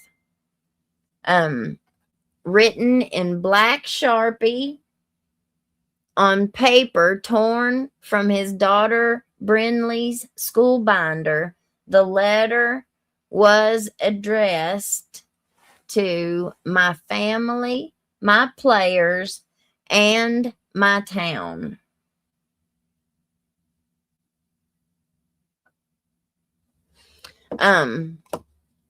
Graydon kept it secret at his father's instruction, and he only opened it when the team reached the one game from state point. A moment, he said, was shown to him in a dream. He read it publicly to the team and called it their playbook. Here's what the letter suggests. It rejects self-harm. So allegedly he's saying that he's not harming himself. It claims that someone sabotaged him. This is some big updates, ain't it? Listen to the twist to this story. It's unbelievable. Claims that someone sabotaged him. It suggests that illicit files on his devices predate his ownership.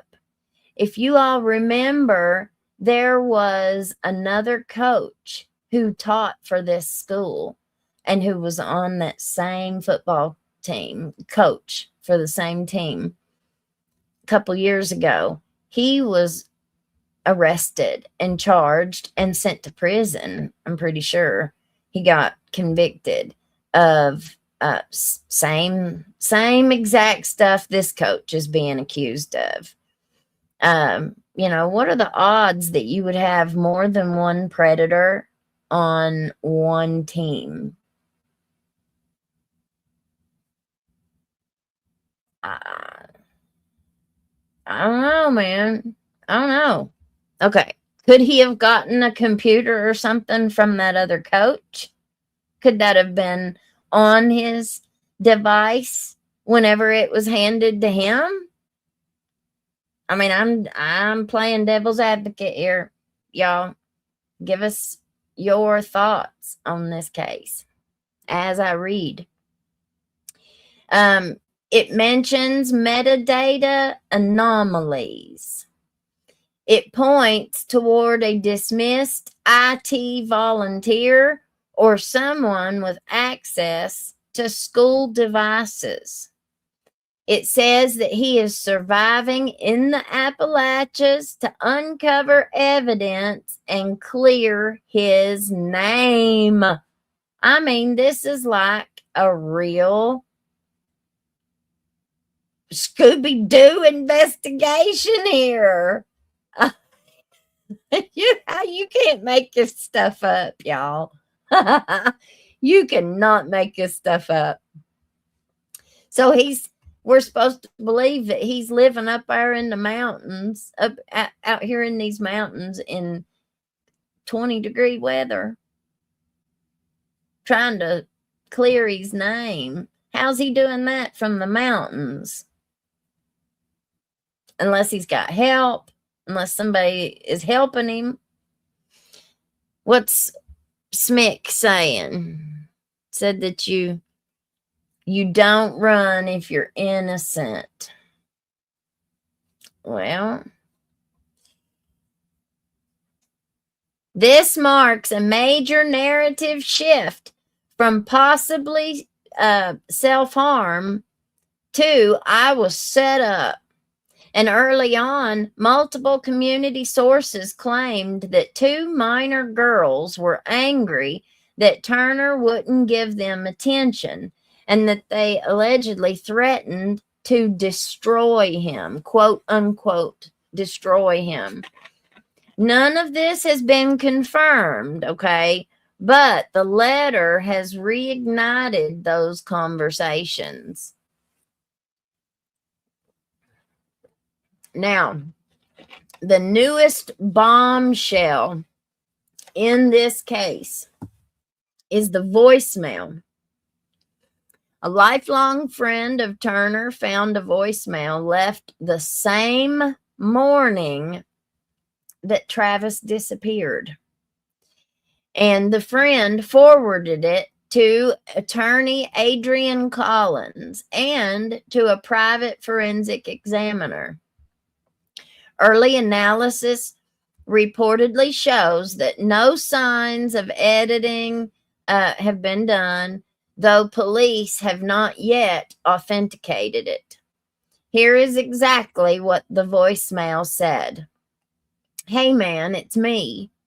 If something happens, you got to tell them this ain't what they're saying. I'm being set up. Somebody put that stuff on my laptop and my phone. I swear on my kids, man, I never touched anything like that. They're coming for me today. I can't let them take me in front of my family. Tell Leslie and the boys I love them. Tell my dad I'm sorry I let him down. I got to go off grid for a little while till I can prove it. Pray for me, brother. His friend said, that was Travis scared out of his mind. I've known him for 40 years. He don't lie. Not about something like this. Well, now here's something that somebody had commented on with this. And they said, his dad's been dead for years. If his dad has been dead for years, why would he say that in a voicemail? Could it be an old voicemail? It just doesn't make much sense, does it?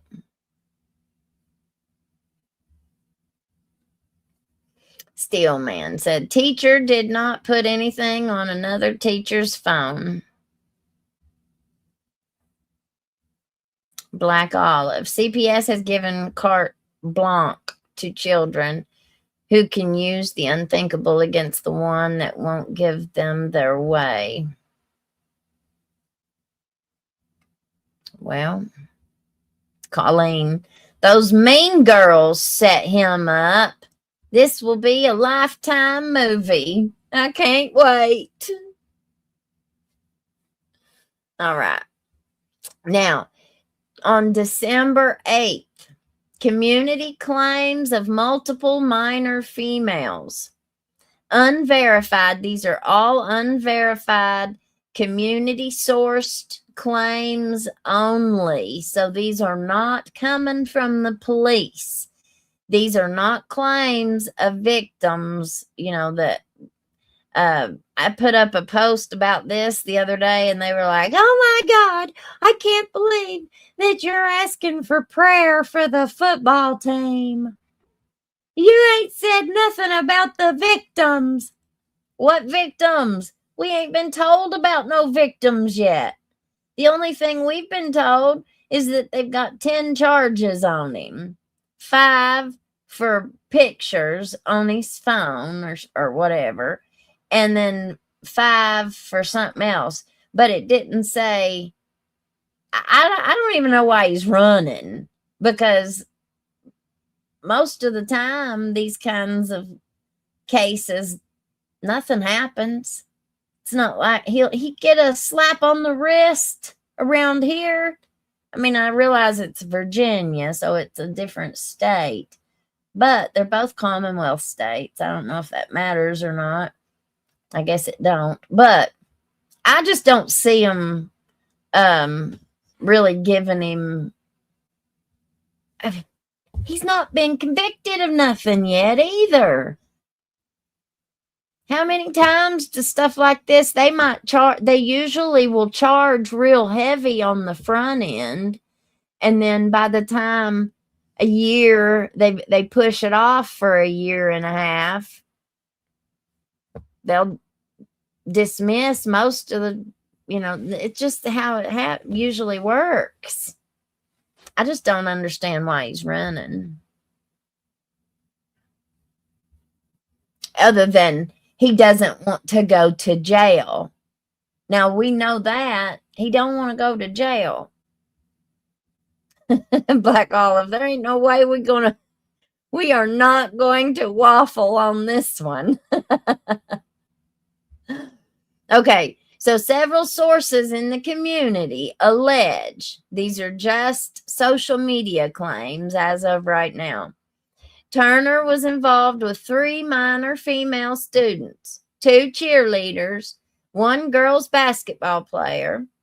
1 girl reportedly began a physical relationship at 14, now 16. The girl allegedly showed explicit proof to a friend. The friend told her parents, who immediately reported Turner. Some locals say Turner's wife confronted a former student years ago. None of this has been confirmed publicly by any law enforcement or the school, but these claims are circulating heavily online. Now, the day that he vanished was November 20th. Turner was not arrested. BSP special agents were heading to speak with him during the early investigation. Key facts from that morning, and they say early investigation, but they charged him the next day, right? So, they tell us what they want us to know. They don't necessarily tell us the whole truth, So, they say early investigation, but would they have arrested him if they had talked to him that day? They charged him the next day. Whether he was, they didn't arrest him, but they charged him.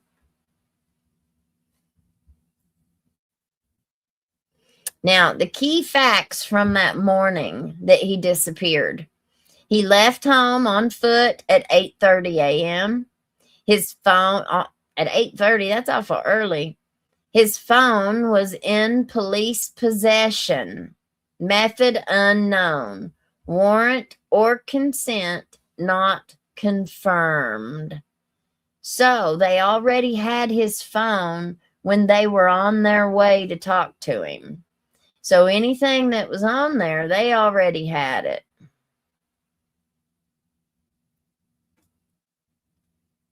Where's the syrup? Because to begin with, I thought this dude offed himself. But now I waffle. Is he being set up? Colleen, the FBI usually busts the first pedo and trace where he sent the pics, and so on and so on. And they got to the coach. Easy to prove who sent him the pics. Well, that congressman in South Carolina, or whatever he was, state representative from South Carolina, that guy that they arrested for CSAM, they put him in jail and they denied him any kind of bond. And I've not heard anything else about him. We need to dig into that and see whatever happened to him, and his case. But, this guy, I don't know.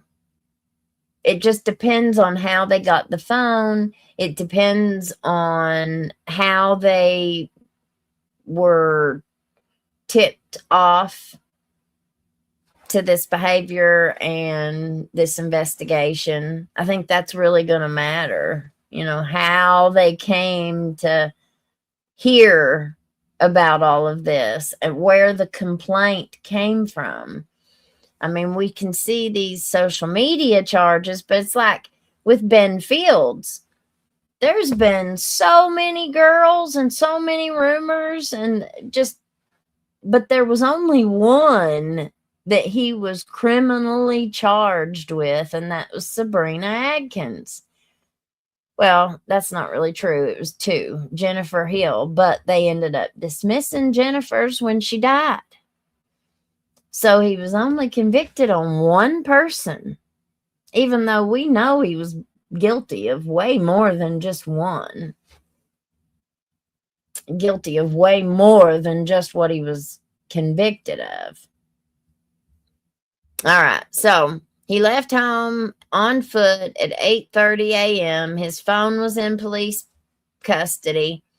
We don't know if it was a search warrant that got the police the phone or if he voluntarily gave it to them. So that means that he must have talked to the cops at some point in time to give them his phone, whether it was through a search warrant or voluntarily. He still had to give them his phone one way or the other.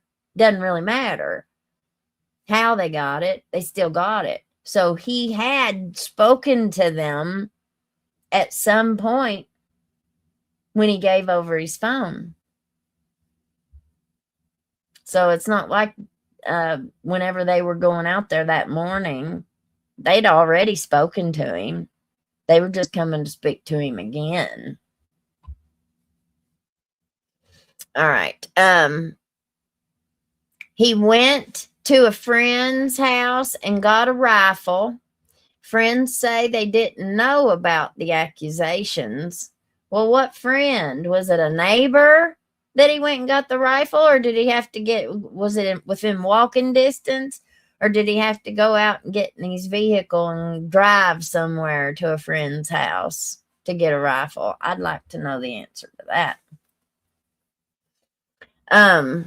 He told friends he was walking toward Norton on the train tracks. So he must have called somebody. The call dropped, possibly due to a dead battery. And then law enforcement encountered the two friends searching in the woods. Agents coming to interview him didn't know he was missing until en route. So does that mean that the family knew he was missing before? And they were already in the woods looking for him when the police got there? It's kind of what it sounds like, ain't it? Agents coming to interview him. Oh, his truck was left running in the driveway. It was left running in the driveway? That doesn't make no sense either, does it?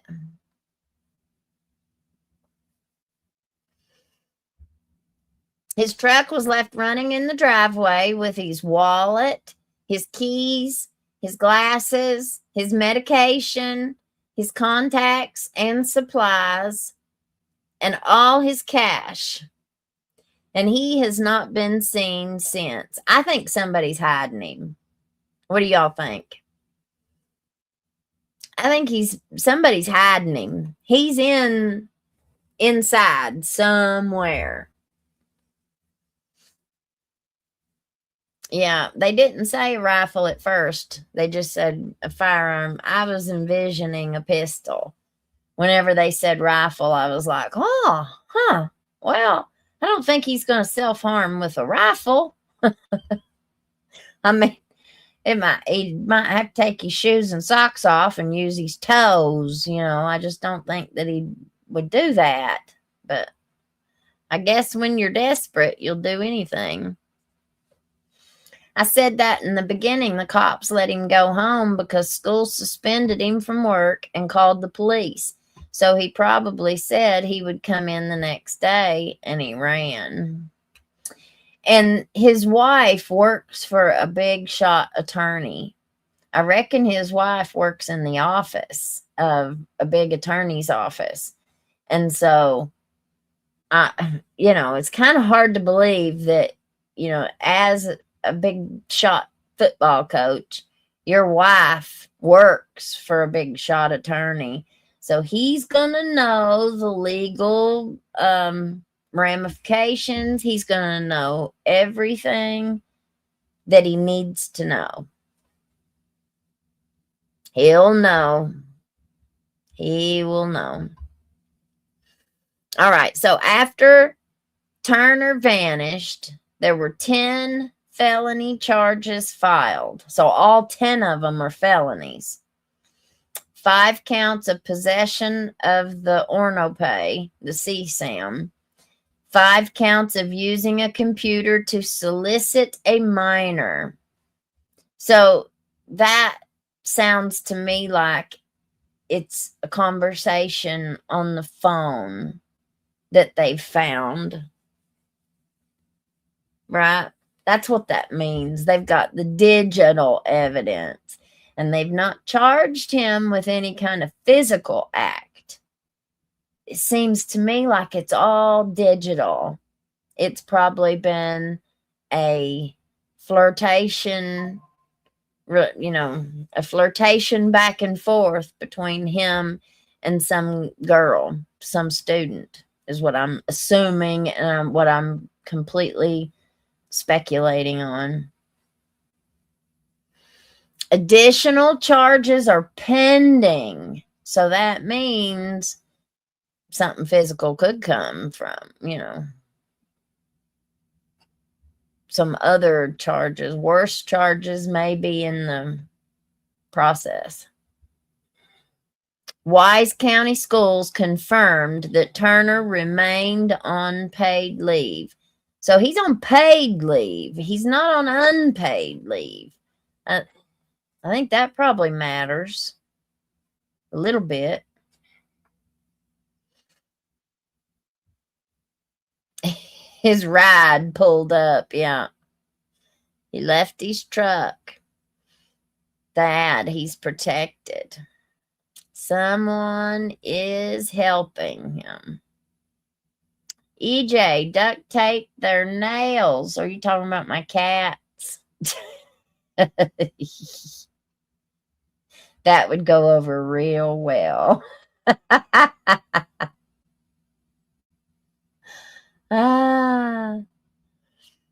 Cops always say firearm, yeah. I said all along he's in a neighborhood. Could be his own house. The only way you don't get caught is if the FBI needs you. Serial killer right here in Kentucky, working for the DEA. For how many years? Working as a rat for the DEA as one of the biggest drug dealers in Laurel County, Kentucky. Has a torture chamber in an outbuilding beside their mansion home. And the DEA knew every bit of it. Can't tell me they didn't. Because then all of a sudden they just show up for a welfare check one day and just find it all. Bullshit. Forgive me, Lord, but BS. BS, BS, BS. All right. So Turner, let's see. Wise County confirmed Turner remained on paid leave. Turner's attorney released multiple statements emphasizing that Turner was not wanted at the time he went missing. The family reported him missing immediately. The family has fully cooperated. They pray he will return and defend himself in court. They request accuracy, compassion, and privacy. The community is completely divided. Half the town believes that he was set up, that somebody planted those files. The IT volunteer is the key. The timing doesn't add up, and the girls threatened to ruin him. Now, the other half of the town believes that he fled because he's guilty, The community rumors are just that, rumors, and the allegations from minors are credible. And caught in the middle is a wife, children, and a football team who have zero answers. That's sad. Now, the search efforts. VSP, Virginia State Police, has used bloodhounds, and I reckon they have really, really searched for him up there. So there's no way he's up there. I don't think. There's no way he's in these mountains, especially as cold as what it is now. He wouldn't survive. He ain't no mountain man. Somebody's helping him, I think. So they've used bloodhounds, attempts at drone and aviation searches, ground teams, local volunteers. Searches are concentrated around the heavily wooded, mountainous region near his home. Crowdfunding and national attention. There's a GoFundMe for private search efforts, and it has passed $68,000. What? 68,000? I need that for a house. I need to raise 68,000 for a house. Come on, man. But see, that's why my faith, God will provide. The Lord will let me buy a home one day. I know he will. I know he will. I just know he will. I believe it with everything in me. If the devil can provide that for some people, why can't God provide it for me?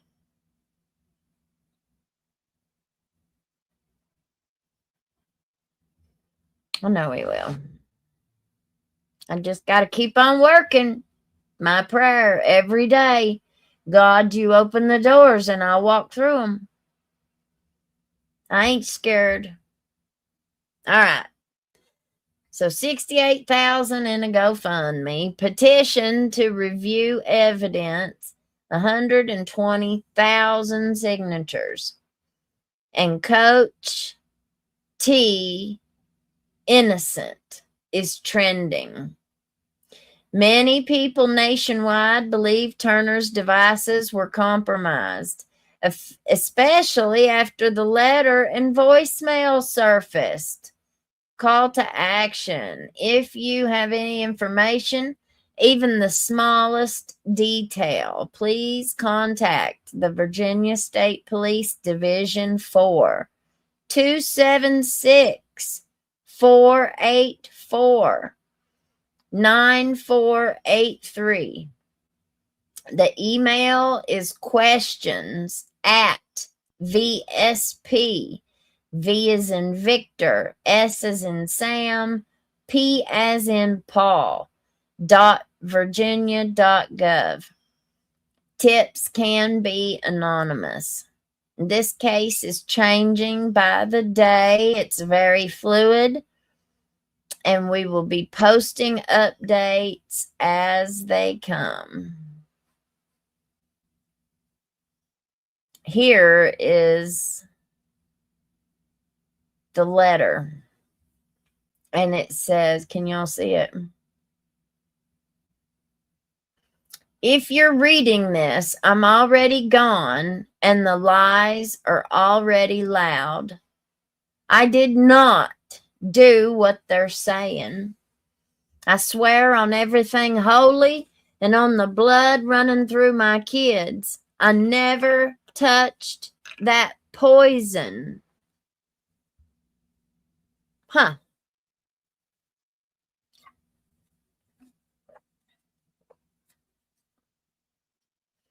Somebody put it there to destroy me and everything that we built. I'm not running because I'm guilty. I'm vanishing because the truth needs room to breathe, away from the cameras and the whispers. These mountains, question mark, they've hidden outlaws and secrets for centuries. Well, he's sure right about that. This might just be a modern mystery. They'll hide me while I chase down the proof. The metadata, the logs, the who, and the why of this frame job. Those files in my coaching clips folder, planted like weeds in a victory garden. Someone who knew my passwords, my routines. They wanted me broken. To Graydon, you're the strong, quiet one. Be the man of the house now. Protect your mom and Brenny. Throw the ball like I showed you. Deep and true. To Bailey, man, I'm going to cry. I don't think I'm going to get through this.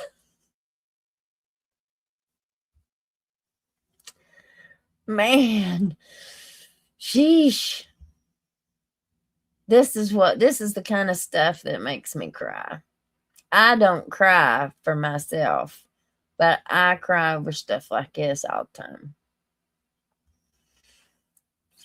time. Protect your mom and Brenny. Throw the ball like I showed you, deep and true. To Bailey, keep throwing to the post like I taught him. Life included. See, that doesn't even sound right. Does that sound right to you guys? Something about this just doesn't sound right to me. Yeah, this is supposedly written from the coach. This is the letter.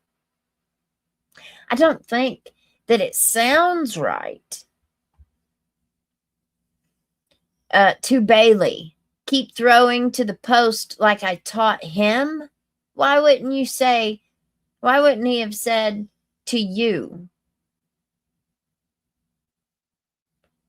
Not from him, I guarantee it. I don't think it is either. You know, how can you guys recognize messages from like people who don't live in America, foreigners? Can you all recognize it whenever they send, like if they send a message, a private message to you, there will be grammatical errors in their writing. And there's errors in this. This kind of seems like it's poetic, like it's something kind of poetic, like poetry almost, is what it's reminding me of anyway. It's not necessarily a personal letter, like, you know what I'm saying? Colleen, this sounds like a woman wrote it. Maybe. It's AI. It could be. It could be. You never know. I work a lot with my AI, and I've never asked it to write a letter, so I don't know if it would come out. But I don't know. Maybe the free version of AI would give you something like this. I pay for the pro version, so it gives me really good stuff. But the free version would give you something like this, but still it wouldn't have those kind of grammatical errors if it was AI. If it was AI, it would be on point. But if it was written by a foreigner that doesn't speak our English, because you got to also remember we're hillbilly, we're Appalachian. It doesn't matter if you're in Virginia or if you're in Kentucky or if you're in Tennessee.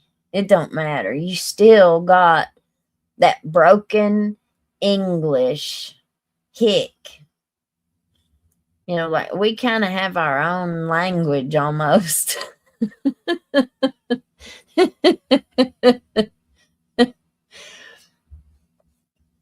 You can tell it to write like a human with mistakes, yeah.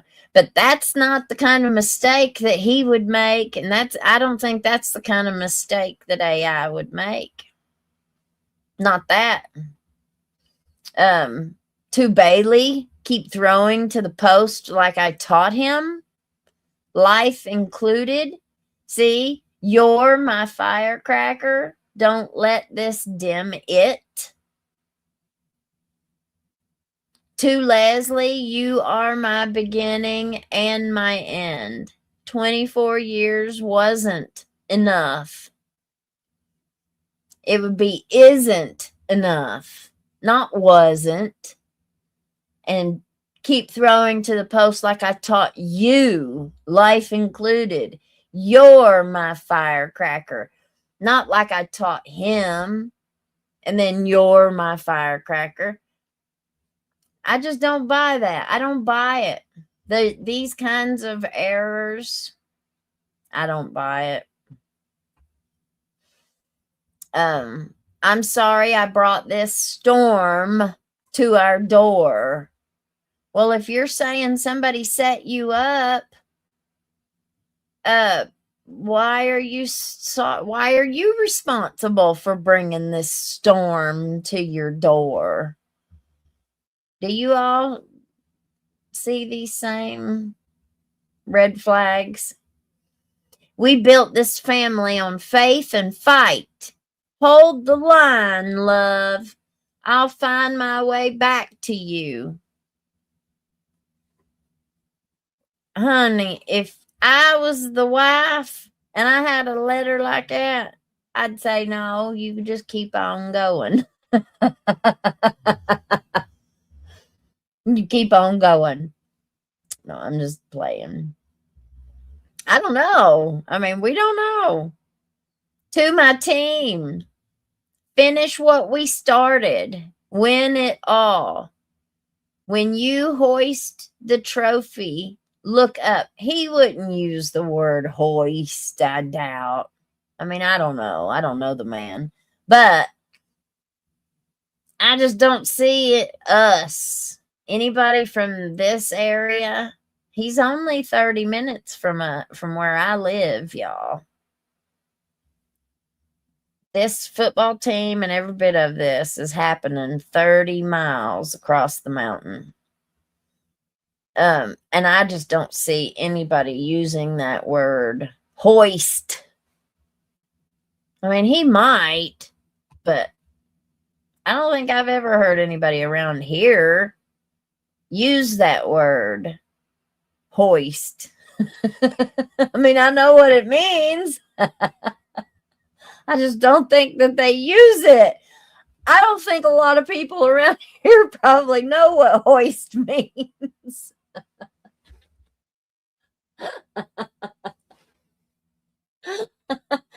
He might. He's a big fancy teacher, so he might. Hoist the trophy. Look up. I'll be watching from somewhere high. What? Make him remember why we play.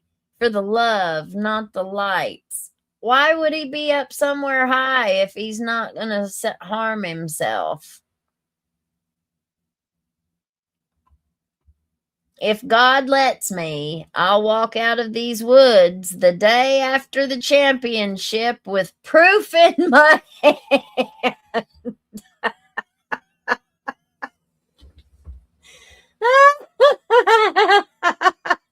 Oh my gosh, I've heard it all.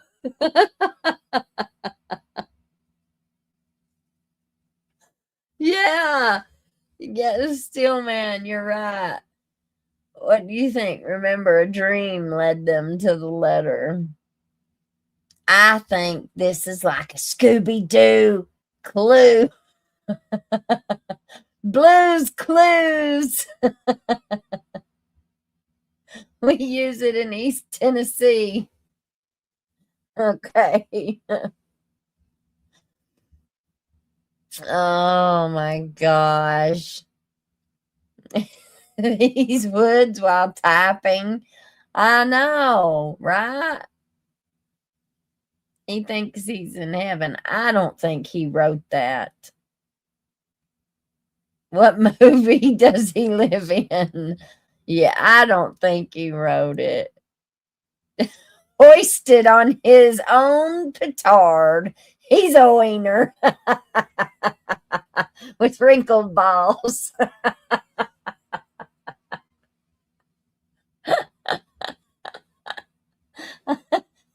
It's midnight, guys. I'm getting goofy. I'm tired. But the police wrote it. Guilty as charged, Philip says. Dora the Explorer. Dora's gonna find the proof. She's the detective. She's the mountain detective. I mean, how are you gonna find the proof of that up in the woods? You could come out of the woods the day after the championship. I think whoever wrote that, whoever did write it, is getting a big laugh out of all this. Don't you think? And I don't think the Sun has even come out and confirmed that he found the letter. I mean, I don't even know how it surfaced, but none of it's been confirmed, like through the police, which they're not going to anyway. It's an active investigation. They're not going to confirm or deny anything. But yeah, smack, like they just found it in his truck, like they didn't check that first. Well, but it also said that the Sun found it and didn't open it until the game because a dream told him not to, or a dream told him where to find it or something.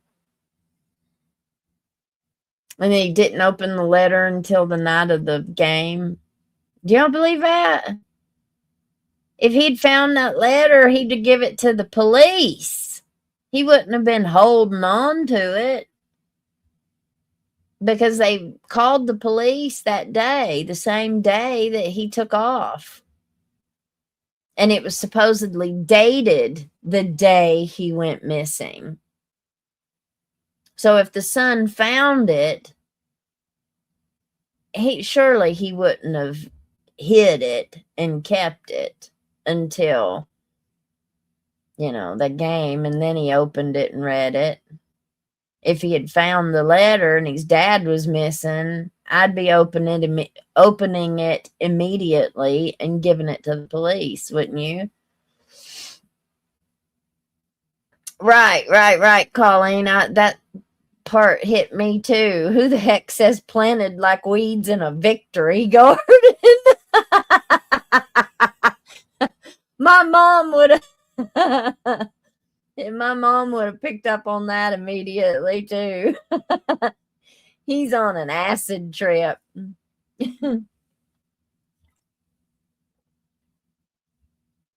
Yeah. All right, guys. We'll go ahead and close for tonight. I had a couple other things that I was gonna do on the CPS thing, but it's late. We'll save it for Amber. So I just want to, Amber Fralix. She is our CPS you might as well say expert. She has really been through a really hard time. Y'all pray for Amber. She has really put in a ton of work. It's on her own case, but man, she is a brilliant. She is a brilliant young lady. She's in college now for her, trying to get her own education, and she's just one heck of a young lady. And, it's heartbreaking that her babies, her children have been stolen from her. And like 3 of them, they've adopted them out and everything. Like she's done lost her children forever, custody of them.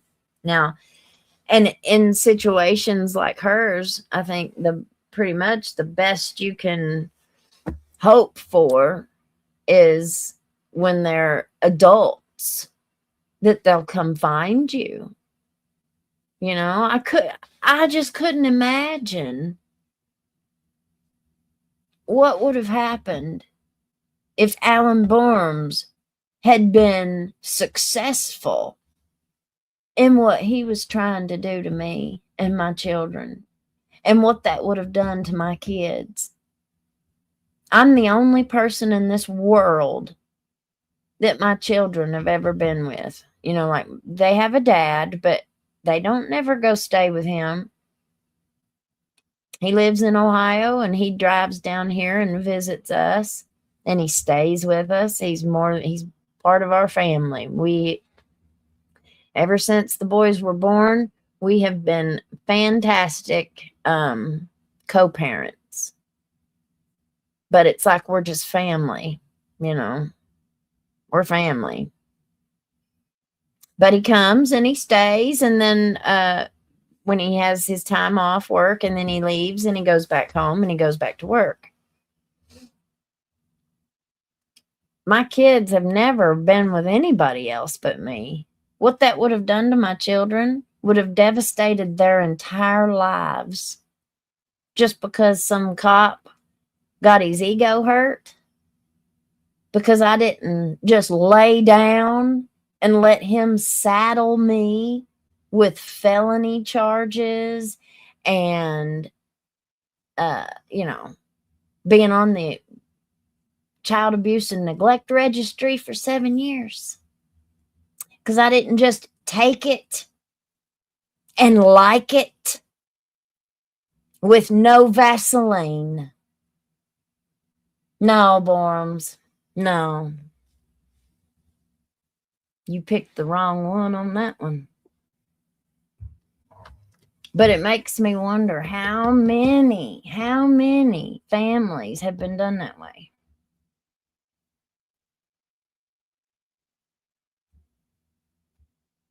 The only thing that comforts me on that is to know that God has seen every single bit of it.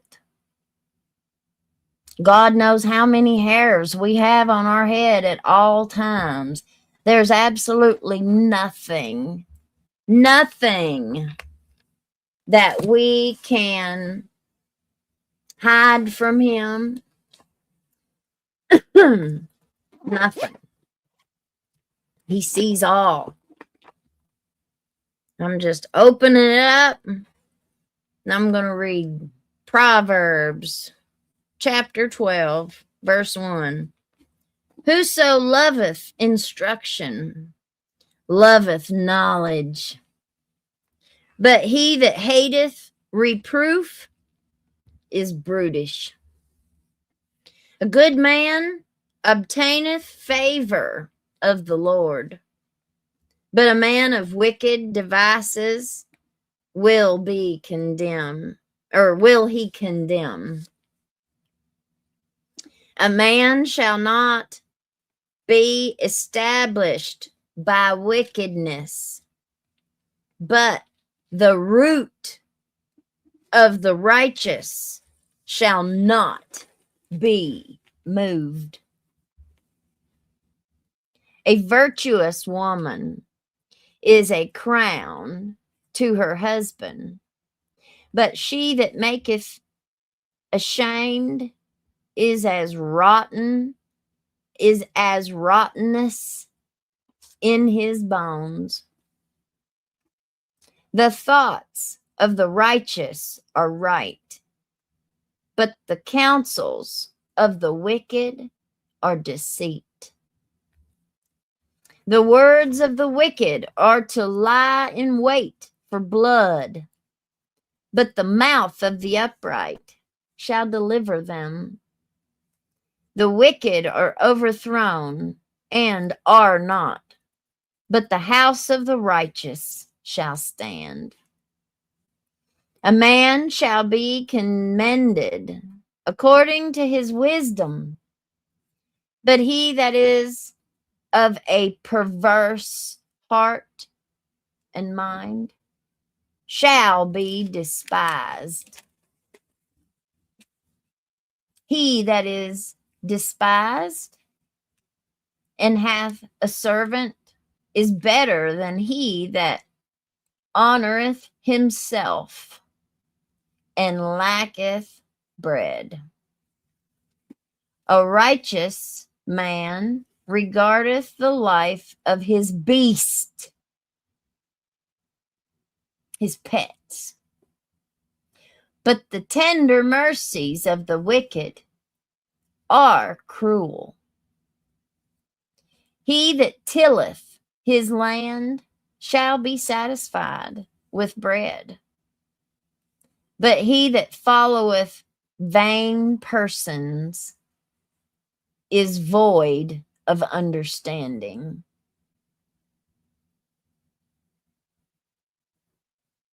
Y'all get that? I love the word. Man, I love the word.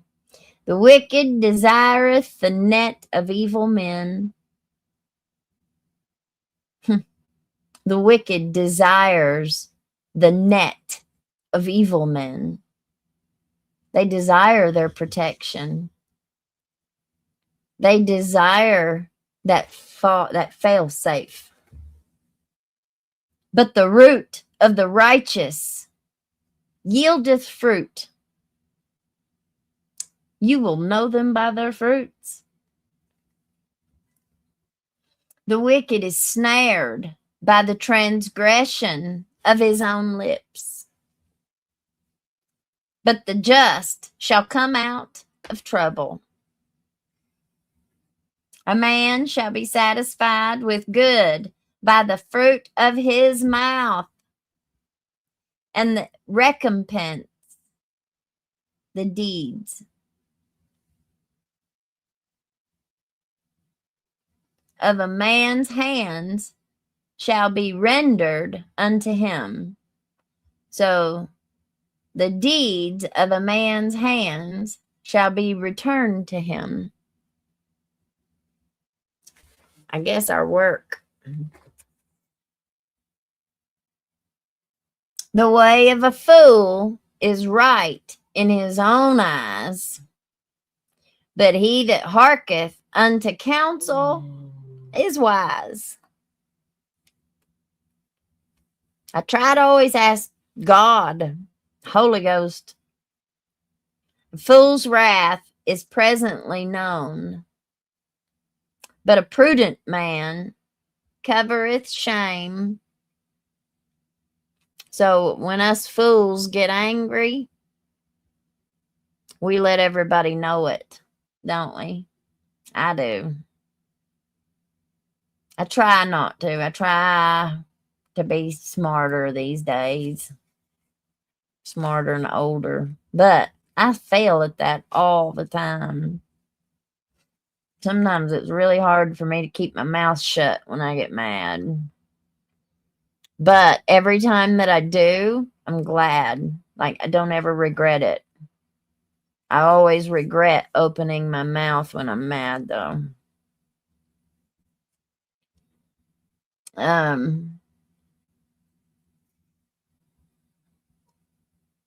There is that speaketh like the piercings of a sword, but the tongue of the wise is health. The lip of truth shall be established forever, but a lying tongue is but for a moment. The truth will stand when the world is on fire. Deceit is in the heart of them that imagine evil, but to the counselors of peace is joy.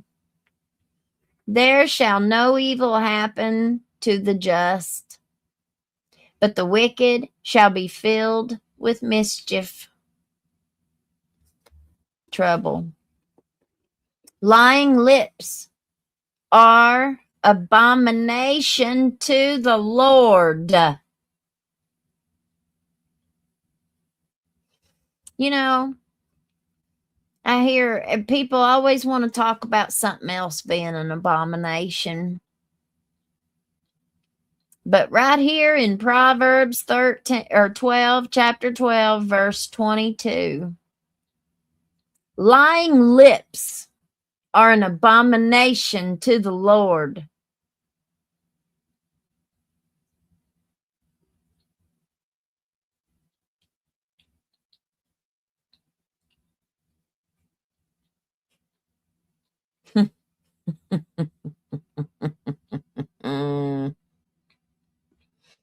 They sure are a lot of hypocrites in this world, ain't they? But they that deal truly are his delight. A prudent man concealeth knowledge, but the heart of fools proclaimeth foolishness. The hand of the diligent shall bear rule, but the slothful shall be under tribute. Heaviness in the heart of man maketh it stoop, but a good word maketh it glad.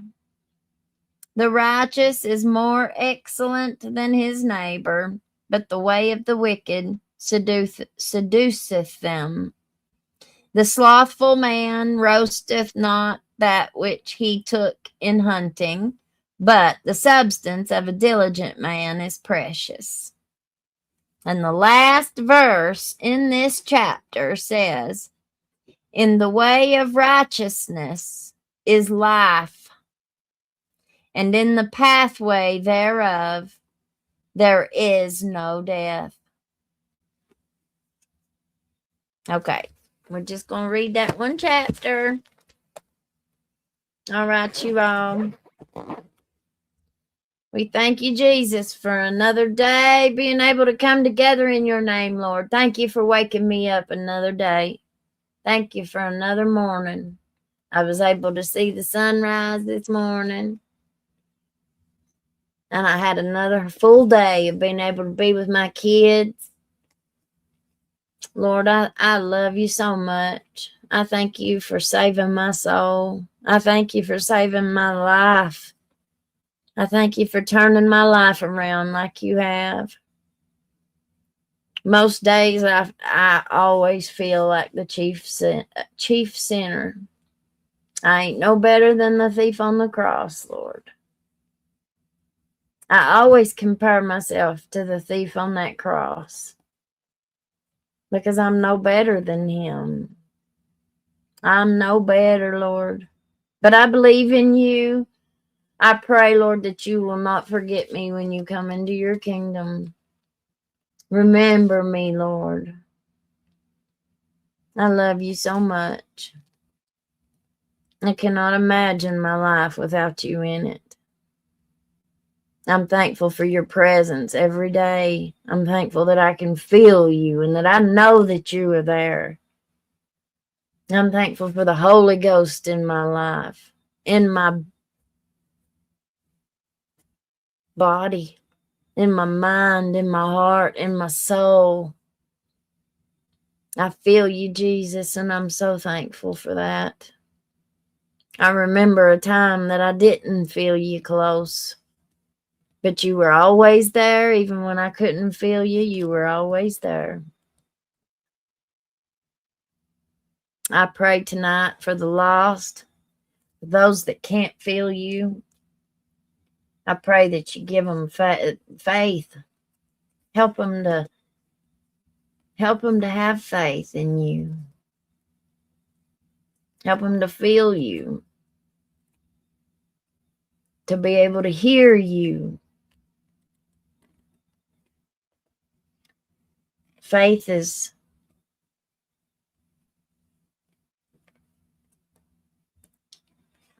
we go through storms and we just have to learn to trust in you.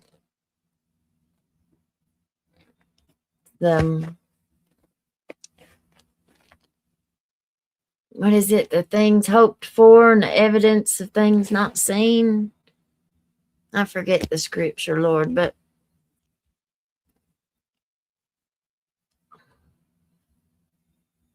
I know that we have to have faith in you. We have to have faith in your salvation, or in our salvation. We have to put our lives in your hands. Our decisions have to go in your hands. Everything has to go in your hands. Everything that I touch, everything I put my hands on, Lord, I ruin it. I destroy it every single time. But when I take my hands off of it and I put it in yours, you always bring about things that I couldn't even have imagined. I'm so thankful for unanswered prayers, Lord. So many times I came to you asking you for certain things. And later on, I was just grateful for those unanswered prayers. All the hard lessons I've learned, Lord.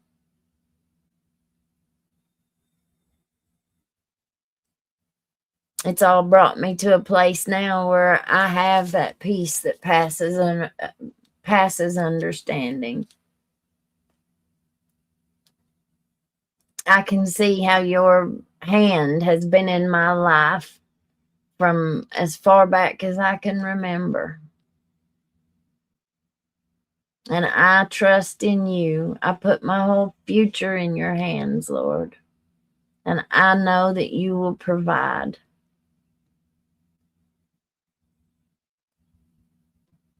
Thank you, Jesus. Thank you, Jesus. I praise you today, Lord. I pray that you forgive me for my sins. Help me to be better tomorrow than I was today. I pray for those that are suffering tonight with whatever sickness or injury or spiritual need that they have. Lord, I pray that you will touch them however that they need. You know all about it. I pray that you will open the doors, that you'll continue to open the doors, and that you will continue to close the ones that need closed. You have a way of taking people out of our lives and bringing people in. And I rebuke the devil in the name of Jesus, Lord. Whatever the devil means for evil, Lord, I pray that you will turn it around for the good of those who love you and who are called according to your purpose. I pray for your will. I pray your will be done all the way around. I pray that you will use us. Those of us who are willing to be vessels, Lord, I pray that you will use us. Thank you, Jesus. All right, Lord, I pray that you will go with us tonight. Bring us back tomorrow safely at the appointed time. And until then, I give you all praise, honor, and glory. In Jesus' name, in Jesus' name, in Jesus' name. Hallelujah, hallelujah, hallelujah. All right, guys. Well, you have a great rest of your night. One more day. Tomorrow's TGIF. Thank goodness it's Friday. All right. Sleep tight and don't let them bed bugs bite. Bye, y'all. Peace out, Girl Scout.